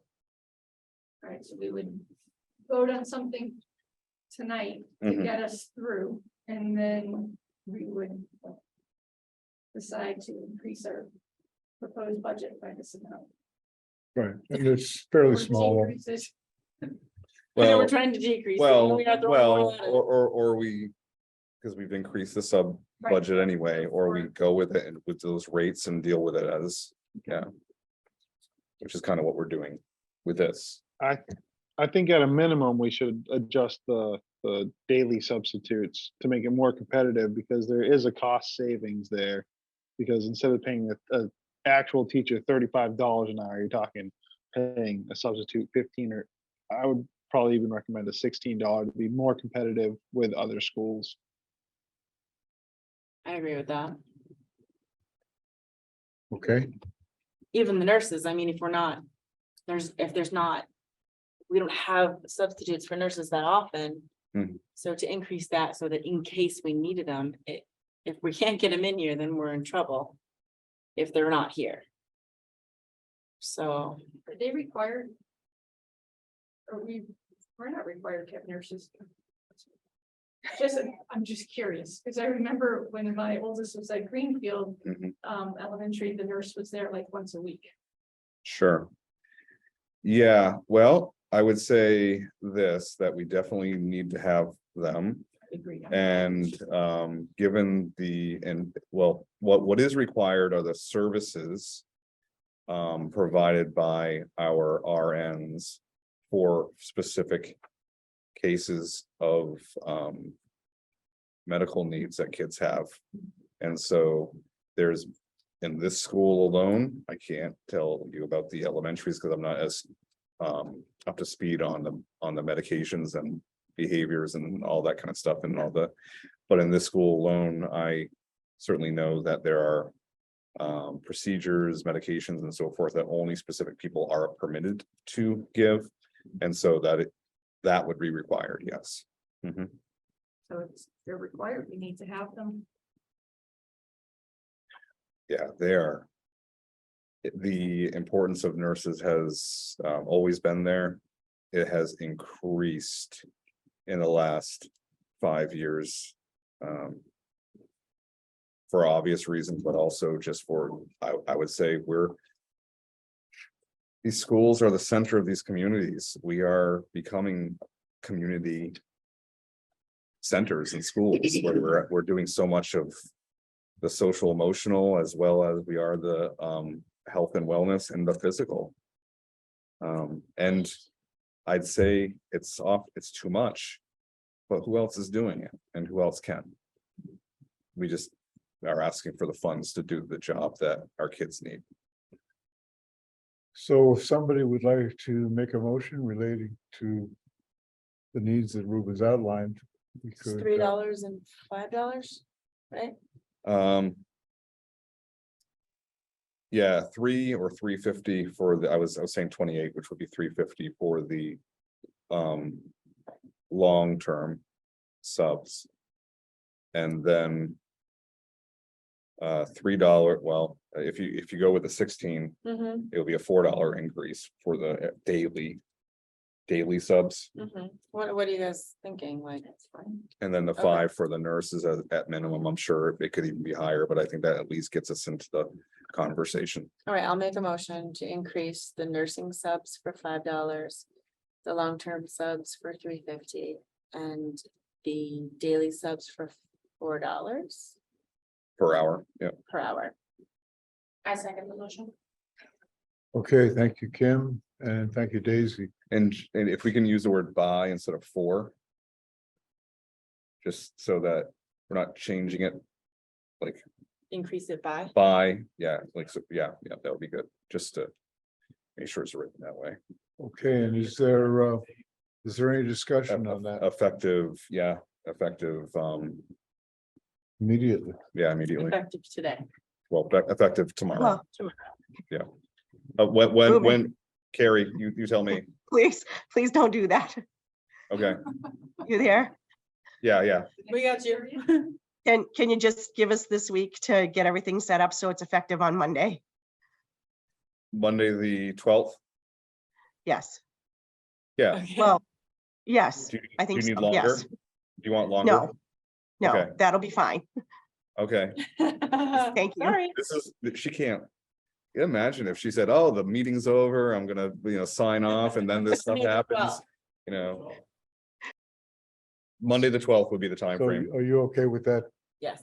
Okay. Any further discussion? Oh, okay, then we'll do a roll call vote. So, Christine, I, Daisy? Aye. Kim? Paul Aye. and Lisa, Yes, and I vote aye, and so that motion carries 600. Okay, thank you. And next, we're on to the CTE agreement. So this document here has been adjusted.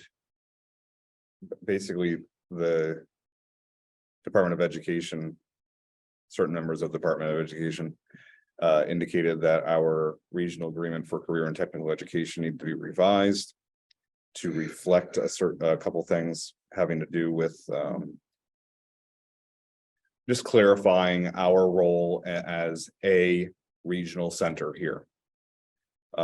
We receive learners from other schools, etc.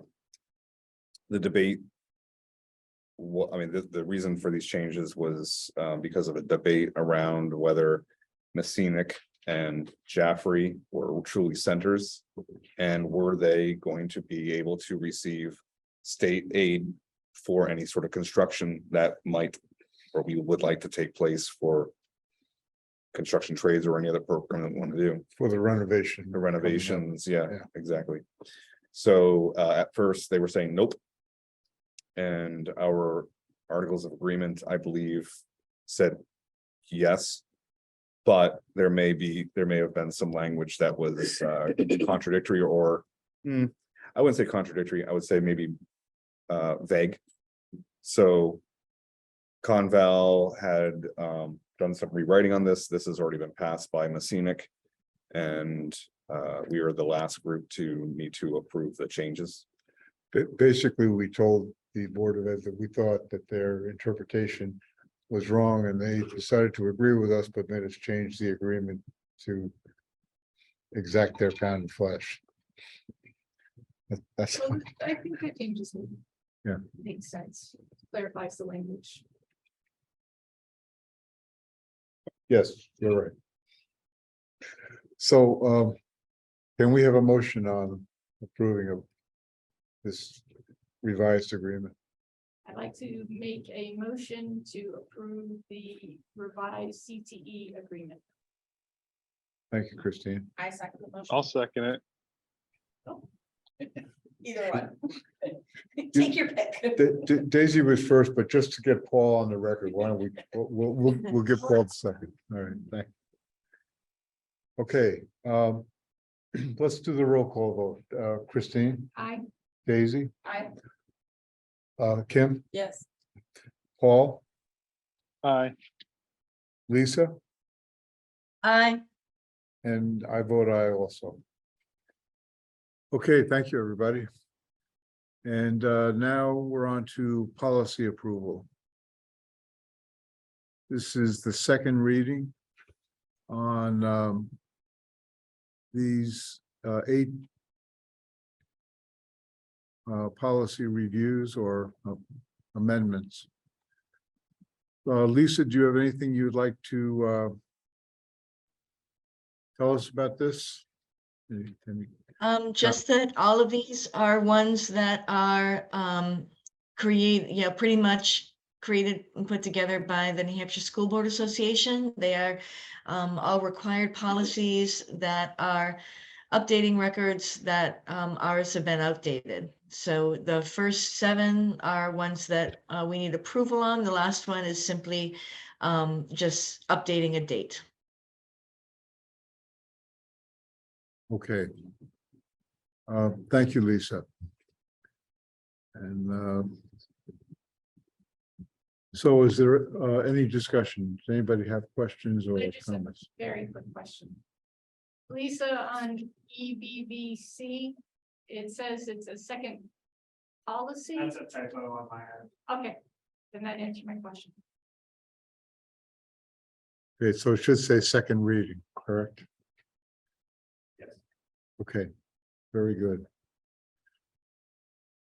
Okay, if there are no further questions, then would somebody like to make a motion for the whole group? I'd like to make a motion to approve.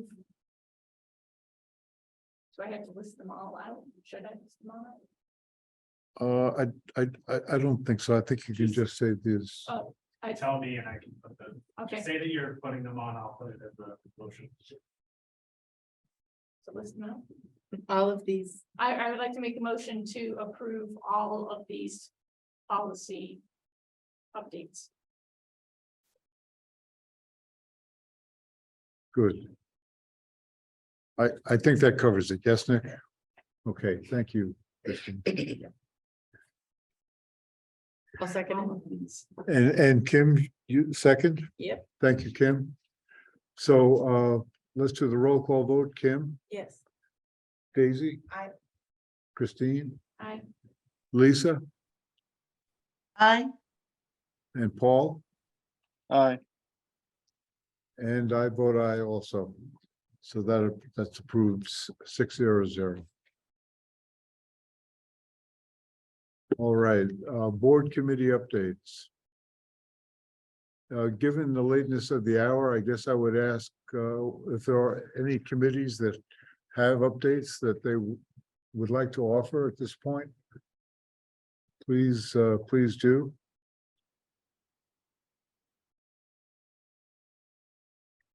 I think we've heard a lot from the finance committee or about finance certainly tonight. Ed committee Thursday. This room, what's Okay. Thursday? Ed committee, education, Yes. yep, What time is that, Ruben? 4 o'clock. 4 o'clock. Very good. So then hearing no additional input on committee updates, I think we'll pass over that for the moment. I know the committees have all been working and have been active, and I'm sure we'll get an update at our next meeting. And that should bring us to public comments too. All right, so same as before, I don't think there's anybody new. So if you want to use the hand raise feature, first name, last name, town of residence, online, and then I can address you from there. I'll throw the public comment policy back up real quick. All right, I am seeing one person, Allison.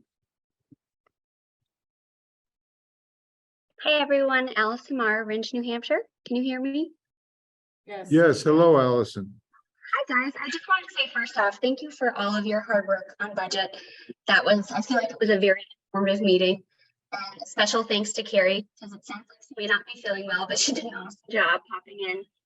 And I just want to say, I really, really appreciate your vote on substitute pay. It has been an ongoing issue, and it's something I know as GREA co-president, something many of our members have mentioned, and we're just really excited.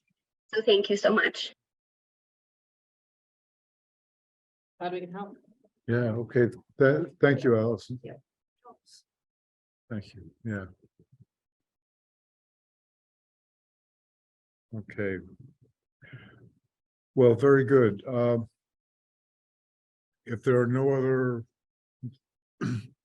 comments or no other public comments, that is, then we'll move on to board matters and future items. Does anybody have anything they would like to bring forward?